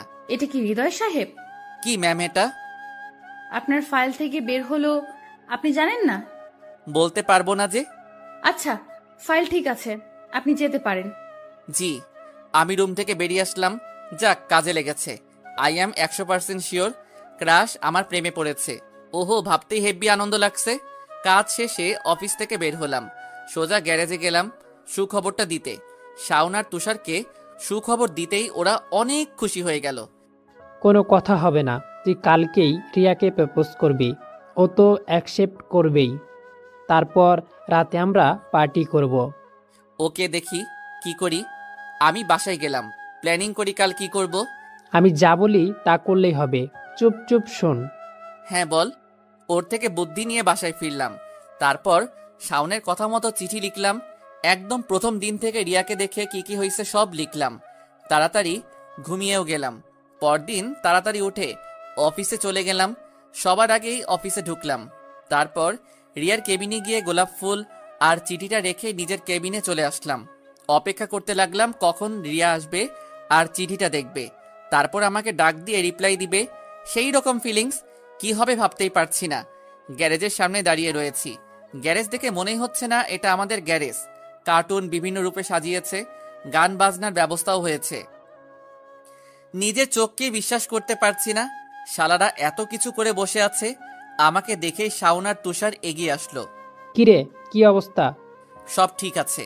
ওরা গ্রিন সিগন্যাল দিল আর ধুমধাম গান বাজতে শুরু হলো। তারপর আর কি, শুরু হলো ড্যান্স। ওরা নাচতে লাগলো আমাকে নিয়ে, আমিও থাকতে পারলাম না, আমিও ড্যান্স শুরু করলাম। কিছুক্ষণ ড্যান্স করার পর টায়ার্ড হয়ে গেলাম। তুই ভাবিকে আনলি না কেন? তুই রিয়াকে নিয়ে আসলি না কেন? এসব দেখলে কত খুশি হইতো। খুশি না ছাই হইতো।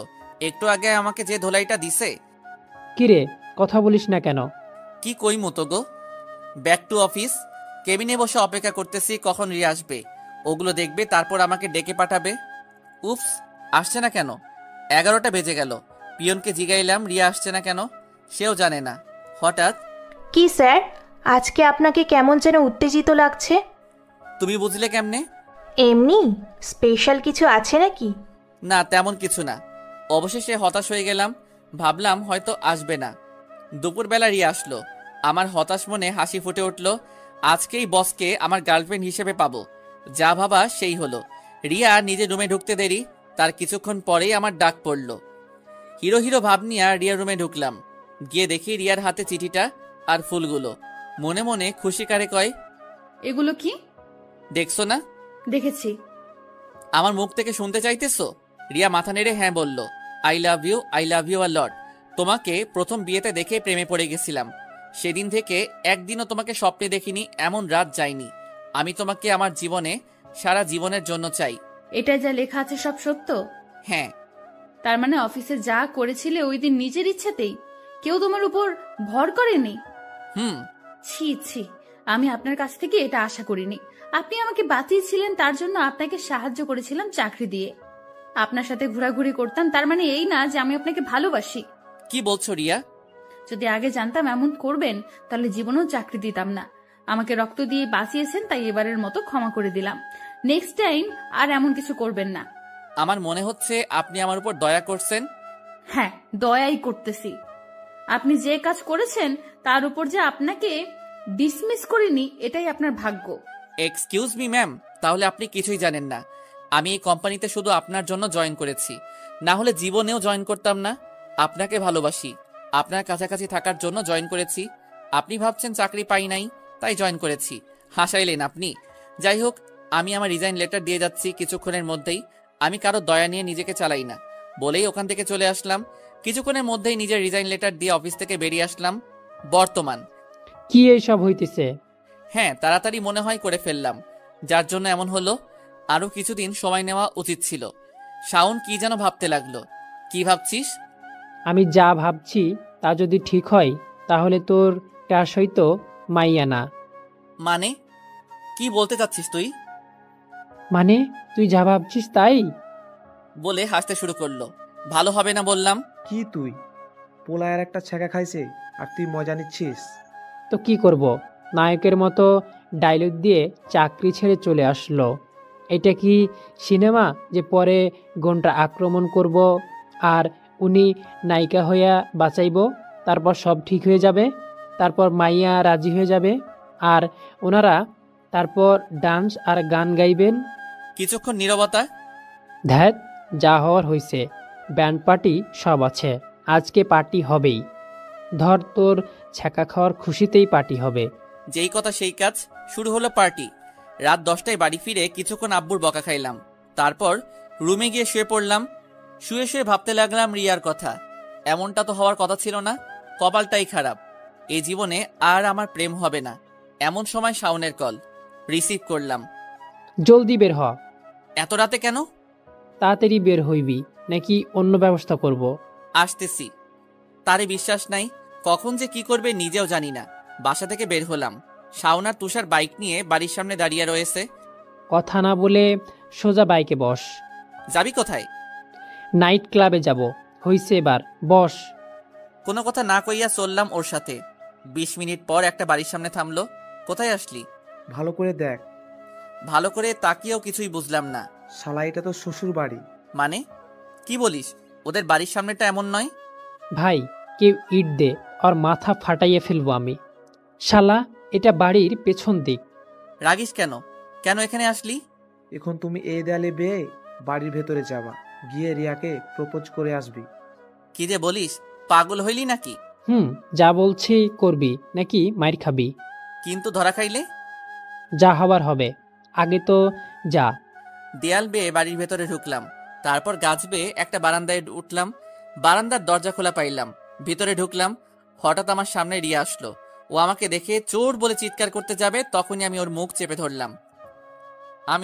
প্লিজ প্লিজ চিৎকার করো না, আমি কেন এসেছি বলতেছি, তুমি চিৎকার করো না। তারপর ছাড়লাম ওরে। চিৎকার দিল না, প্লিজ চিৎকার দিও না। আসলে শাওন আর তুষার আমাকে বাধ্য করেছে এখানে আসতে। মানে?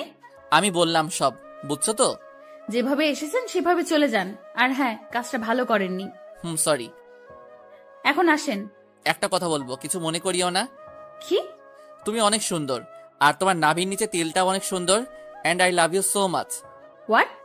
আমি দাঁড়িয়ে থাকলাম না, সোজা দিলাম দৌড়। বারান্দার দরজা খুলে বের হব, তখনই এই যে শুনে আমি পিছন ফিরলাম। আমাকে আর পাইকে। রিয়ার ডাক শুনে মনে হলো আমি আসমানে ভাসতেছি। হ্যাঁ বলো। কালকে অফিসে এসে আমার সাথে দেখা করবেন, ওকে? হাসি খুশি মুখটা খারাপ হয়ে গেল। ভাবছিলাম এখন বলবে আমিও তোমাকে ভালোবাসি। তা না কইরা কি করলো? ধ্যাত। ওকে। ভিতরে কি হলো? গণঢোলাই খাস নাই তো? আরে না, হিরো জাস্ট হিরোর মতো এন্ট্রি নিছি, প্রপোজ করছি, চলে এসেছি। ভাই দূরে যাইয়া ডায়লগ দে, হজম হচ্ছে না। থাম, যাই হোক ভিতরে হইছে তো হইছে, চল এখন বাসায় যাই। চলো। বাসায় চলে গেলাম, গিয়ে শুয়ে পড়লাম। Feeling so much excited. কাল নিশ্চিত যে অফিসে রিয়া আমার প্রস্তাবে রাজি হবে। উফস, ভাবতেই কেমন যেন লাগছে। খুশি মনে ঘুমিয়ে গেলাম। দেখো হৃদয়, ওই দিনের ব্যবহারের জন্য I am so sorry. Actually আমি তো তোমাকে। এমন সময় পিয়ন এসে, ম্যাম আসবো? মেজাজটাই খারাপ হয়ে গেল। শালা আসলি তো আসলি, 10 মিনিট পরে আসতি।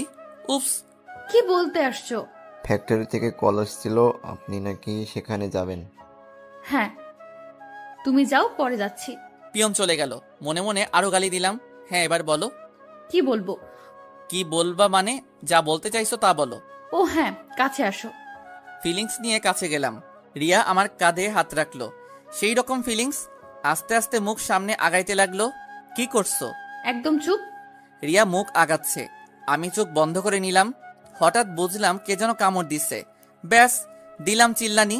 উঠে বসে পড়লাম। উফস, চোখ খুলে দেখি আমার আঙুল আমার মুখে। নিজের আঙুলে নিজেই কামড় দিছি। উফ জ্বালা, শান্তি পাইলাম না। মায়াটার জন্য আজকে দিলাম আঙুলে কামড়। কোন দিন যেন টিপ দিয়া ধইরা মইরা যাই। গলা টিপার কথা বলছি। হঠাৎ ঘুম ভেঙে গেল। মনে মনে ভাবলাম, এতক্ষণ তাহলে স্বপ্ন দেখছিলাম। ঘড়ির দিকে তাকিয়ে দেখলাম 7টা বাজে। আর ঘুমাইলাম না। উঠে ফ্রেশ হলাম। অফিসের সময় অফিস গেলাম। অফিস গিয়ে সোজা রিয়ার রুমে গেলাম। অনুমতি ছাড়াই ঢুকে গেলাম। কি ব্যাপার, এইভাবে ঢুকেছেন কেন? কালকে অফিস থেকে রিজাইন দিলাম। তারপর ওর ডাকার মানে এটাই যে তুমি আমাকে ভালোবাসো, আর ভালোবাসার মানুষের রুমে ঢুকতে পারমিশন লাগে না, এমনি ঢুকা যায়। ও হ্যালো, আমি ডেকেছি, তার মানে আমি আপনাকে ভালোবাসি। কে বলেছে? বেশি বুঝবেন না। আমি অবাক হলাম। বলছে কি ও? তাহলে ডেকেছো কেন? কাল আমার বাসায় কেন গিয়েছিলেন? ইচ্ছা হয়েছে তোমাকে দেখতে, তাই গিয়েছিলাম। আমাকে দেখতে ইচ্ছে করলে আমি যেখানেই থাকি সেখানেই চলে যাবেন? হ্যাঁ, মাটির নিচে থাকলে সেখানেও চলে যাব। খালি ভালোবেসে দেখো একবার। এত কিছু করতে হবে না, আপাতত এই ফাইলটা রেডি করে দেন। আমি কেন করব? আমি রিজাইন দিয়েছি তো। এখনো 24 ঘন্টা হয় নাই। কাল রাতে আপনি যা করেছেন, আমি যদি পুলিশকে বলি আপনি চুরি করতে গেছেন, তখন কি হবে জানেন? আমি গেছিলাম, প্রমাণ কি? প্রমাণ সিসিটিভি ফুটেজ। উত্তেজনায় দেখেননি হয়তো, আমার রুমের বারান্দায় সিসিটিভি ক্যামেরা লাগানো আছে। কি?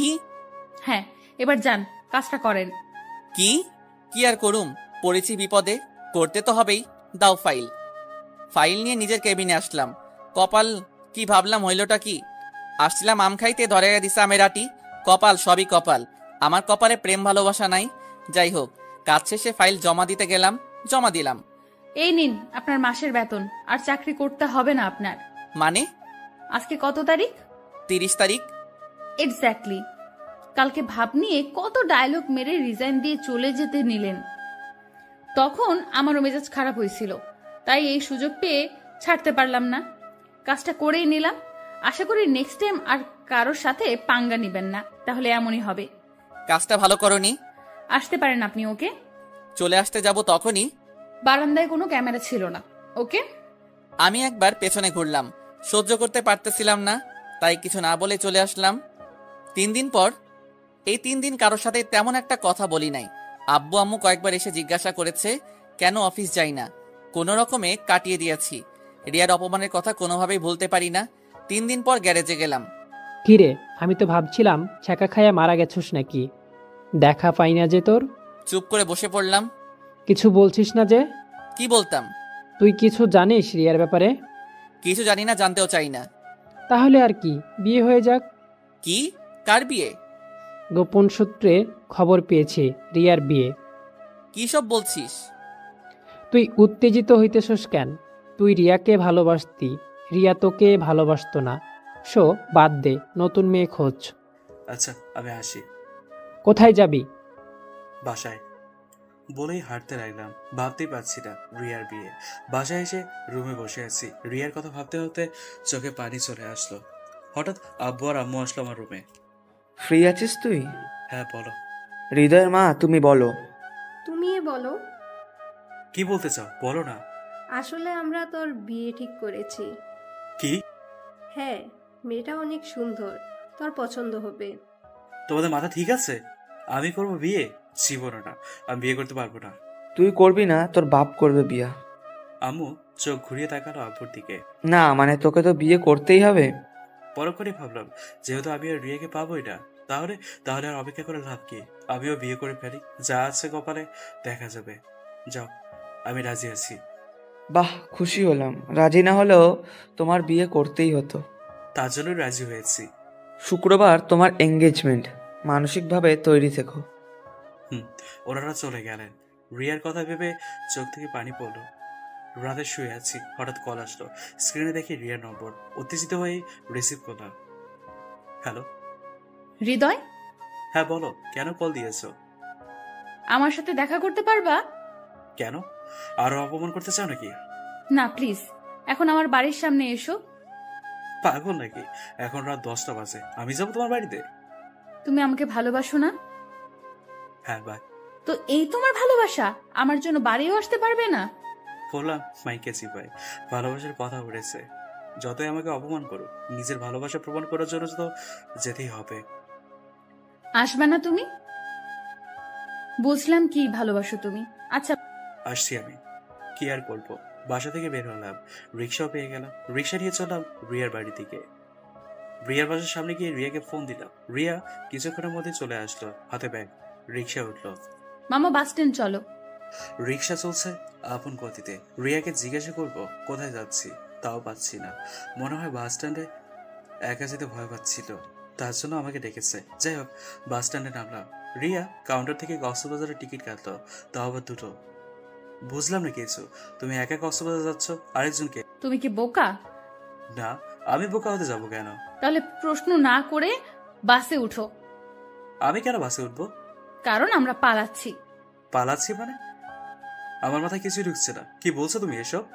আসলেই তুমি বোকাই থাকবে। পালাচ্ছি মানে পালাচ্ছি। আমার বাসা থেকে বিয়ে ঠিক করেছে। আমি বিয়ে করব না, কারণ আমি তোমাকে ভালোবাসি। তুমি আমাকে ভালোবাসো? হ্যাঁ বাসি। এখন বলো, পালাবা নাকি বাসায় চলে যাব? তারপর যার সাথে বিয়ে ঠিক করেছে তাকে বিয়ে করে ফেলবো। না না, উফস, আমারও তো বিয়ে ঠিক, যদিও আমার ইচ্ছে নেই। নিজের ইচ্ছার বিরুদ্ধে বিয়ে করে কেউ ভালো থাকতে পারে না, তাই সিদ্ধান্ত নিলাম ওর সাথেই পালাবো। কি হলো? কিন্তু আমি তো কিছুই আনলাম না। লাগবে না, কিনে নিব না। কিন্তু আর কিন্তু কিন্তু করবি তো। এখন আমি বাসায় চলে যাব। একদম চুপ করে বাসে উঠ। চুপ হয়ে গেলাম। বাসে ওটা বসে পড়লাম রিয়ার পাশে। ভাবতেও পারছি না ক্রাশের সাথে পালাচ্ছি আমি। শাওন আর তুষার জানতে পারলে ওরা নিশ্চিত শিহরিত হবে। আহা, কিন্তু মাথায় আসছে না রিয়া হঠাৎ ভালোবাসলো কেমনে। দুদিন আগেও আমাকে দেখতে পারতো না, আর এখন আমাকে নিয়ে পালাচ্ছে। মাথায় আসছে না ব্যাপারটা। ভাবতে ভাবতে ঘুমিয়ে গেলাম। মাঝরাতে হঠাৎ করে ঘুমটা ভেঙে গেল। দেখলাম রিয়া আমার কাঁধে মাথা রেখে ঘুমাচ্ছে। আমি রিয়ার রূপে ডুবে গেলাম। কি অপরূপ চেহারা, নাকটা খারাপ, নাদুস নুদুস গাল, একেবারে আল্লাহ যেন নিজ হাতে তৈরি করেছে। যদিও আল্লাহ সবাইকে নিজ হাতে বানিয়েছে, মনে হচ্ছে ওর প্রতি এক্সট্রা কেয়ার দিয়েছে। ভাবতে ভাবতে কখন যে ঘুমিয়ে গেলাম। আবারও সকালে ঘুম ভাঙলো ফোনের শব্দে। হাতে নিয়ে দেখি আব্বুর কল। যেই রিসিভ করতে যাবো অমনি। কার ফোন? আব্বুর। হাদারাম, কল কেন ধরতেছি? ধরলে কি হয়েছে? তোমার বাবাকে কি বলবা? তুমি কোথায়? বলবো ক্রাশের সাথে পালাচ্ছি। রিয়ার আগে দৃষ্টিতে আমার দিকে তাকালো, মোবাইলটা হাত থেকে নিয়ে নিল, এরপর অফ করে দিল। অফ কেন করলে? চুপ করে বসে থাক। চুপ হয়ে গেলাম। দুপুরের দিকে কক্সবাজার পৌঁছালাম। পৌঁছতে গেলাম। থাকবো কোথায় আমরা? বালির উপরে থাকবো। আজব ব্যাপার, আসছি হোটেলেই থাকবো, তাই না? হোটেলের রুম খুঁজতে লাগলাম, কোনো হোটেল রুমই খালি নেই। একটা হোটেলে জাস্ট একটা রুম খালি আছে। তোমার আমার সাথে এক রুমে থাকতে কোনো প্রবলেম নাই তো? আমি একটা হাসি দিয়ে বুঝিয়ে দিলাম যে প্রবলেম নেই। আরে ভাই, বিয়ের আগে প্রেমিকের সাথে এক রুমে থাকবো, এটাই তো ভাবতে গা শিউরে উঠছে। না করবো কিভাবে? যাই হোক, রিয়া এক রুম বুকিং করলো। চাবি নিয়ে রুমে গেলাম। Wow, so beautiful couple room. Oh hello, we are not couple, okay? Control yourself. আমি রিয়ার দিকে এগিয়ে গেলাম। মুখোমুখি দাঁড়িয়ে রয়েছি। যদি কন্ট্রোল না করি কি করবা? কিছু না বলেই রিয়া আমাকে ধাক্কা দিয়ে সরিয়ে বাথরুমে চলে গেল। আমি একটা মুচকে হাসি দিয়ে বসে পড়লাম। যাই হোক, বিকালে শপিং করতে বেরোলাম, কারণ আমার জামা কাপড় কিচ্ছু ছিল না, কিচ্ছু আনা হয়নি। রিয়া পছন্দ করে আমাকে কিনে দিল সবকিছু। বিচে হাঁটছি দুজন পাশাপাশি। হঠাৎ মাথায় আসতো, রিয়া তো আমাকে রিজেক্ট করেছিল, তাহলে আবার কেন, কিভাবে? রিয়া, এটা কথা বলবো? আমি জানি তুমি কি বলবা। এই তো যে তোমাকে কি করে আমি ভালো তো আমি তোমাকে সেদিনই বেসে ফেলেছিলাম যেদিন তোমাকে বিয়ের অনুষ্ঠানে দেখেছিলাম। বিয়ের অনুষ্ঠান? তাহলে থাপ্পড় কেন দিয়েছিলে? থাপ্পড় দেওয়ার পরেই তোমার প্রেমে পড়েছিলাম, আর যখন জানতে পারলাম তুমি আমার জান বাঁচিয়েছো, তখন থেকেই সিদ্ধান্ত নিয়েছিলাম যে তোমাকে ছাড়া কাউকে বিয়ে করব না। তাই তো অফিসে সব সময় তোমাকে চোখে চোখে রাখতাম। সেতুকেও ওয়ার্নিং দিছিলাম যাতে তোমার থেকে দূরে থাকে। তাহলে প্রপোজ অ্যাকসেপ্ট করলে না কেন? কারণ তুমি অনেক কিছু বুঝো না। চাকরি করবা না, এটা করবা, ওটা করবা না, মানে কি? তুমি নিজে থেকে যদি কিছু না করো তাহলে উন্নতি করবা কেন? আমার ভালো লাগে না এসব। তাই তো শিক্ষা দিতে চাইছিলাম যে কষ্ট করলেই কেষ্ট মিলে, এই জন্য একসেপ্ট করি নাই। চাচ্ছিলাম তুমি আমাকে পাওয়ার জন্য যা যা করা লাগে সব করো, কিন্তু কপাল, বাবা সুযোগটা দিল না। কোথাকার কার সাথে যেন বিয়ে ঠিক করে ফেললো, না হলে তোমাকে মজা দেখাইতাম। এই ছিল তোমার মনে? দেখাচ্ছি মজা। রিয়া দিল একটা দৌড়, আমিও দিলাম পেছন পেছন দৌড়। খেয়ে দে বিছানায় শুয়ে আছি, হঠাৎ রিয়া, তুমি খাটে কেন? যাও সোফায় যাও। আমি সবাই যাবো কেন? তুমি আমার গার্লফ্রেন্ড, আমি তোমার বয়ফ্রেন্ড, তাহলে প্রবলেম কি? চাইলে আমরা ইয়েও করতে পারি। কি সব বলছো? ঠিক বলেছি। আমি রিয়াকে কোলে ধরে নিলাম, এরপর খাটে নিয়ে আসলাম, এরপর ডিং ডং টিং টিং ইত্যাদি। পরদিন সকালে ঘুম ভাঙার পর চোখ খুলে দেখি রিয়া মাত্র গোসল করে বের হয়েছে, চুল বেয়ে পানি টুপটুপ করে পড়ছে। নেশা লেগে গেল, নিজেকে আটকে রাখতে পারলাম না। রিয়াকে পেছন থেকে জড়িয়ে ধরলাম। তোমাকে যা লাগছে না একেবারে। Leave me. না, ছাড়বো না। I said just leave me. আমি ছেড়ে দিলাম। কি হয়েছে তোমার? শখ করে এখন জিজ্ঞাসা করছো আমার কি হয়েছে? কি করেছে আমি? কাল রাতে যা হলো তা কি ঠিক হয়েছিল? ঠিক কি ভুল তা জানি না, তবে তোমার কাছ থেকে এসব এক্সপেক্ট করি নাই। রিয়া, বাদ ওইসব, কন্ট্রোল ছিল না আমার। আমার সামনে থেকে যাও, আমার তোমাকে দেখতে ইচ্ছে করছে না। রিয়া, তুমি থাকো, আমি চলে যাই। বলেই ও রুম থেকে বেরিয়ে গেল। আমি খাটে বসে পড়লাম। কি হলো এটা? কাজটা আসলে তো ঠিক হয়নি। বিয়ের আগে এসব করা মহাপাপ, অনেক বড় ভুল হয়ে গেছে। না, আমার রিয়ার কাছে ক্ষমা চেতে হবে। সকাল গড়িয়ে দুপুর হয়ে গেল, রিয়ার খবর নেই। চিন্তায় পড়ে গেলাম, গেল কোথায় মেয়েটা আমাকে ফেলে। খোঁজার জন্য আমি হোটেল থেকে বের হলাম, সমুদ্র পাড়ে খুঁজে চলেছি। অনেকক্ষণ পর রিয়াকে দেখতে পেলাম, একা একা বসে আছে, সমুদ্রের ঢেউ দেখছে। আমি পাশে গিয়ে বসলাম, রিয়ার হাতটা ধরলাম। দেখো, কাল রাতে যা হয়েছে তা ঠিক হয়নি, আমিও মানছি। I am very very sorry. আর এরকম ভুল হবে না, প্রমিস। রিয়া আমার দিকে তাকাচ্ছে না, তাই আমি সামনে গিয়ে বসলাম। রিয়ার চোখের দিকে তাকাতে দেখলাম ও কাঁদছে। খেতো না প্লিজ, ভুল হয়ে গেছে, I am sorry please. Riya তবুও কিছু বলছে না। রিয়া, আচ্ছা যা হবার তা তো হয়ে গেছে, তাই না? তুমি কাঁদলে তো আর কিছু ঠিক হবে না। রিয়া দাঁড়িয়ে হাঁটা ধরলো, পেছন থেকে রিয়ার হাত ধরলাম। রিয়া প্লিজ, আমাকে একা থাকতে দাও প্লিজ। রিয়া হাতটা ছাড়িয়ে নিল, হাঁটা ধরলো হোটেল রুমে। চলো আমরা বিয়ে করব। কি বিয়ে? হ্যাঁ বিয়ে। এখন কিভাবে করব? কিভাবে করবা মানে? রাতে তো ভালোই উপভোগ করেছো, বিয়ের কথা বলতেই সব ফুস হয়ে গেল।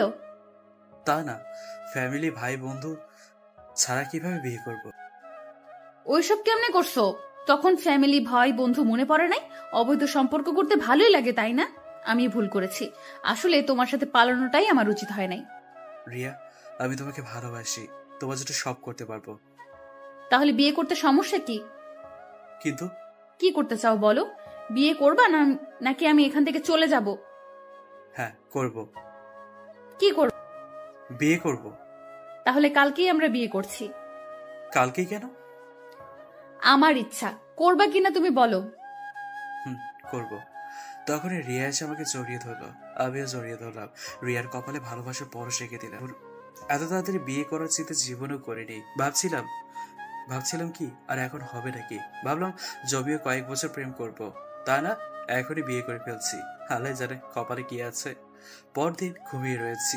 এই হৃদয়, উঠো উঠো। আর একটু ঘুমাই। না, কোনো ঘুম চলবে না, ওঠো, দেখো কারা এসেছে। আরে ঘুমাতে দাও তো। হঠাৎ বৃষ্টি শুরু হলো, এক লাফে উঠে গেলাম। এরপর যা দেখলাম তার জন্য মোটেও প্রস্তুত ছিলাম না। আমার সামনে শাওন আর তুষার দাঁড়িয়ে রয়েছে। এভাবে হা করে আছিস? তোরা এখানে? তুই বিয়ে করবি, আমরা আসবো না, তা কি করে হয়?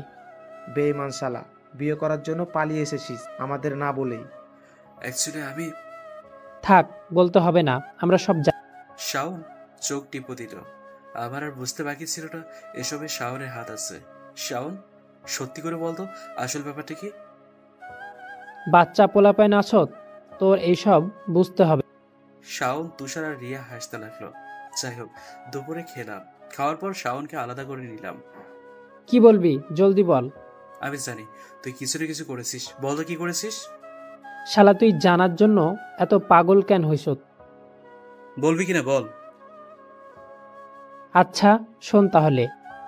বল। তোরে যেদিন রাতে রিয়ার বাসায় পাঠাইছিলাম, তখন তোর যেহেতু রিয়া কিছু করে নাই, তখন আমি শিওর হলাম রিয়া তোকে ভালোবাসে। তার কিছুদিন পরে জানতে পারলাম রিয়ার বিয়ে ঠিক হয়েছে। তুই তো শালা ছ্যাঁকাখোর এর মতো ঘরেই পইরা আছিলি, তাই কি আর করবো, আমিই গেলাম রিয়ার কাছে, গিয়ে তো সব বললাম। তখনই রিয়াও নিজের মনের কথা বলে দিল। আর তুই যে শালা বোকা, যদি রিয়া তোকে ভালোবাসার কথা বলতো তাহলে তুই খুশি হইতি, কিন্তু বিয়ে করতে পারতি না, কারণ তুই তোর বাবাকে ভয় পাস। তাই বুদ্ধি করেই এই পালানোর প্ল্যান করলাম রিয়ার সাথে। প্ল্যান মতো রিয়া তোকে নিয়ে পালালো, কিন্তু তুই শালা যা আকাম ঘটাইছস, এখন তাড়াতাড়ি বিয়েও দিতে হচ্ছে। আমি শাওনকে জড়িয়ে ধরলাম। ধন্যবাদ দোস্ত, তুই না থাকলে যে কি হতো। আমাকে ভুলে গেলি? তোরে ভুলবো কেন। এরপর তিনজনকে জড়িয়ে ধরলাম। কাজী অফিসে এসছি বিয়ের জন্য। অবশেষে পেয়েই গেলি তোর ক্রাশকে। এখনো পাইনি, বিয়ে হয়নি এখনো। ওই একই আগে সব আকাম ঘটাই ফেলছো তুমি, বিয়ে তো বন্ধন মাত্র। দোস্ত, ভয় ভয় লাগছে। আমরা থাকতে কোনো ভয় নাই। যখনই কবুল বলতে যাব ঠিক তখনই এ বিয়ে হবে না। শাওন পিছনে ফিরেই, এ কোন শালাই রে, বিয়ে হবে না? আমরা পিছনে ফিরে শকড। আমি তো রীতিমতো কাঁপতে শুরু করেছি, কেননা আমার সামনে আমার আব্বু আম্মু, রিয়ার আব্বু আম্মু দাঁড়িয়ে রয়েছে। বাহ বাহ, আমার ছেলে আমাকে না বলেই বাসা থেকে পালিয়ে বিয়ে করেছে। গর্বে আমার বুক 52 ইঞ্চি থেকে 57 ইঞ্চি হয়ে ফুলে উঠেছে। দেখুন আঙ্কেল, আমি বলছি। এই তুমি চুপ থাকো, তোমাকে কেউ কিছু জিজ্ঞাসা করেছে? শাওন চুপ হয়ে গেল। এই ছেলে, তোমাকে আমি ভালো মানুষ মনে করেছিলাম, কিন্তু তুমি যে এতটা ফালতু আগে জানতাম না। আর রিয়া মা, তুই এমন কাজ কেমনে করলি? একবার আমার কথা ভাবলি না? পড়েছি মাইকে চিপায়, এখন কি করি আমি? কি আর করব, ডায়লগ মারা শুরু করলাম। দেখুন আঙ্কেল, আমি রিয়াকে ছাড়া বাঁচবো না। রিয়া আমার জান, আমার প্রাণ, আমার ভালোবাসা। তাহলে আমরা কি? বলেই কান্না করতে শুরু করলাম। মহা ঝামেলা তো, এখন কি বলি? তুমি কাঁদতেছো? আমি কি তোমাদের পর করে দিয়েছি নাকি? তোমরা তো আমার প্রিয় মানুষ, আমার সব থেকে কাছের আপনজন। আমি এসব নাটক আর দেখতে পারছি না। রিয়া চল, আমার সাথে চল। না বাবা, আমি হৃদয়কে ভালোবাসি। হারামজাদা আমার মেয়েটাকে কালো জাদু করে নিয়েছে। খবরদার চৌধুরী সাহেব, আমার ছেলের নামে উল্টোপাল্টা কথা বলবেন না। আপনার মেয়ে কোনো ধোয়া তুলসী পাতা না। খবরদার, আমার মেয়েকে নিয়ে যদি একটা কথা বলেছেন তো। অবস্থা বেঁকে দিক, কি করি? শাওনকে ইশারায় কইলাম কিছু একটা কর রে, নইলে খুনাখুনি হয়ে যেতে পারে। শাওন কইলো কিচ্ছু করতে পারবে না সে। কি আর করব, যা থেকে কপালে কিছু তো করতে হবে। চৌধুরী সাহেব, আমি গরিব হতে পারি, কিন্তু ছোট লোক নেই। আমি আপনার থেকেও বেশি আপনার মেয়েকে সুখে রাখিব। আমার এমন গরিব জামাই লাগবে না, আমি আমার মেয়েকে নিয়েই চলে যাই। না বাবা, আমি যাব না। রিয়াকে আমি নিয়ে যেতে দেব না। রিয়ার হাত ধরে বললাম। এমন সময় আব্বু এসে আমার হাত ধরলো। ছেড়ে দে, তোকে আমি অন্য জায়গায় ভালো পাত্রী দেখে বিয়ে দেবো। অন্যদিকে রিয়ার আব্বু টানাটানিতে আমার হাত থেকে রিয়ার হাত ছুটে গেল। রিয়া কাঁদতে লাগলো, আমি যাব না, আমি যাব না, এসব বলতে লাগলো। বাবু, আজকে তো আমাদের বাসর রাত, জমিয়ে বাসর হবে। বাকি রাখছো, বিয়ের আগেই তো করে ফেলছো। ওটা ভুল হয়ে গেছে, আজকে ভালোভাবে হবে। আজকে কিচ্ছু হবে না, নো বাসর নো আদর। কি বলো তুমি? যা বলছি তাই, কোনো আদর হবে না। আর আমার কথার অবাধ্য হলে খুব খারাপ হবে বলে দিই। কি আর করবো, চিত হয়ে শুয়ে পড়লাম। সালার কপাল, বাসরও করতে পারবো না। ও, আপনারা ভাবছেন ছাড়াছাড়ি হয়ে যাচ্ছিল, আবার বিয়ে কিভাবে হলো? ভাইরে ভাই, সেটাও সারপ্রাইজ ছিল। সবই কপাল। তাহলে শুনুন কি হয়েছিল। আমার আব্বু আমাকে ধরে রেখেছে, রিয়ার আব্বু রিয়াকে নিয়ে চলে যেতে চাচ্ছে। এমন সময় শাওন। ওকে আঙ্কেল এবং আন্টিরা, এবার থামুন, আর করতে হবে না। সব চুপচাপ। আব্বু আমাকে ছেড়ে দিল, রিয়ার আব্বু রিয়াকে ছেড়ে দিল। কি কেমন দিলাম অভিনয়? ফাটিয়ে দিয়েছেন আঙ্কেল। বলেছিলাম না স্কুলে অনেক অভিনয় করেছি, এসব আমার বাম হাতের খেলা। আব্বু আর রিয়ার আব্বু কোলাকুলি করলো। আমার মাথায় কিছুই ঢুকছে না। হচ্ছেটা কি? মানে কি? কি হচ্ছে? মানে কি হচ্ছে তোকে আমি বলছি। তুই? এসব আমার প্ল্যানিং। কাল রাতেই তোর আব্বু আম্মু আর রিয়ার আব্বু আম্মুকে আমি ফোন দিয়ে এখানে আসতে বলেছি। মনে মনে 180টা গালি দিলাম শাওন রে। সালা, এরকম বন্ধু থাকলে আর কিচ্ছু লাগবে না, যে কোনো সময় স্ট্রোক করবো। বাড়ি থেকে পালানোর আগে যদি একবার মেয়েটার ছবি দেখতি। আমার হাতে একটা ছবি দিল, আমি দেখে অবাক হয়ে গেলাম। রিয়ার ছবি? তার মানে রিয়ার সাথে আমার বিয়ে ঠিক হয়েছিল। আরে কপা, এসব আমি জানতাম না। এটা আমাদের প্ল্যানিং। সালার সবারই দেখে এই প্ল্যানিং ওই প্ল্যানিং ছিল, আমি এক হতভাগা। সব প্ল্যানিং মূল বস্তু। সব নাটক শেষ, এবার বিয়ের পালা। কাজী সাহেব কাজ শুরু করেন। কি আর হবে, কাজী সাহেব বিয়ে করিয়ে দিল, আমি বিবাহিত হয়ে গেলাম। শাওন, তোর কাছে আমি অনেক ঋণী হয়ে গেলাম। তোমার কি মনে হয় আমি এত কিছু শুধু শুধু তোমার জন্য করেছি? তা না রে পাগলা। তাহলে কি? তোর শালিটাকে ভাল লাগছে, তাই তোর লাইন ক্লিয়ার করে নিজে তোর শালির কাছে হিরো হলাম। কয়েকদিন পর প্রপোজ করুম, রাজি হয়েও যাবে, 100% শিওর। হারামজাদা কোথাকার। বাস্তবে আসি। কি বাবু, রাগ করছো নাকি? আমি কথা বলছি না। আহারে, বাবুটা খুব রাগ করছে। আসো বাসর করি। কথা শুনতে দেরি আছে, উঠে বসে পড়লাম। জানতাম এটা বললেই এমন করবি, লুচ্চা কোথাকার। লুচ্চা বলো আর যাই বলো, ক্রাশ আমার বউ, ভাবতে আমি শিহরিত। বলেই রিয়ার উপর ঝাঁপিয়ে পড়লাম। অফিসে। সেতু, তুমি তো দিন দিন খালি গ্লো করছো, ব্যাপারটা কি? কি যে বলেন স্যার? সত্যি বলছি, তোমার ম্যাডামের আগে যদি তোমাকে দেখতাম তাহলে তোমাকে বিয়ে করতাম। এমন সময় পেছন থেকে রিয়া। বিয়ে আমি তোকে করামু, আয় আমার রুমে আয়। আজকে শেষ আমি। এই হচ্ছে রিয়ার জ্বালা। আজকে কপালে দুঃখ আছে। গেলাম রিয়ার রুমে, দেখলাম অন্যদিকে তাকিয়ে দাঁড়িয়ে রয়েছে। আমার উপস্থিতি বুঝে পিছনে তাকালো। আমাকে দিয়ে মন ভরে না? কয়টা লাগে তোর? চুপ করে রয়েছি। কথা বলছিস না কেন? এই তোর ভালোবাসা? বলেই কেঁদে দিল। সহ্য করতে না পেরে আমি রিয়াকে জড়িয়ে তোলাম। আম সরি, আর হবে না প্লিজ। কেঁদেই চলেছে। খেতো না প্লিজ, আর করবো না। এই তোমাকে ছুঁয়ে প্রমিস করলাম। কান্না থামালো। এখন যদি কেউ একটা পাপ্পি দিত তাহলে অনেক ভালো হতো। শয়তান। কয়েকটা থাপ্পড় দিল, এরপর পাপ্পি দিল। তবে এই ঘটনার পর প্রমোশন পেয়ে আমি এই কোম্পানির এমডি হয়ে গেলাম।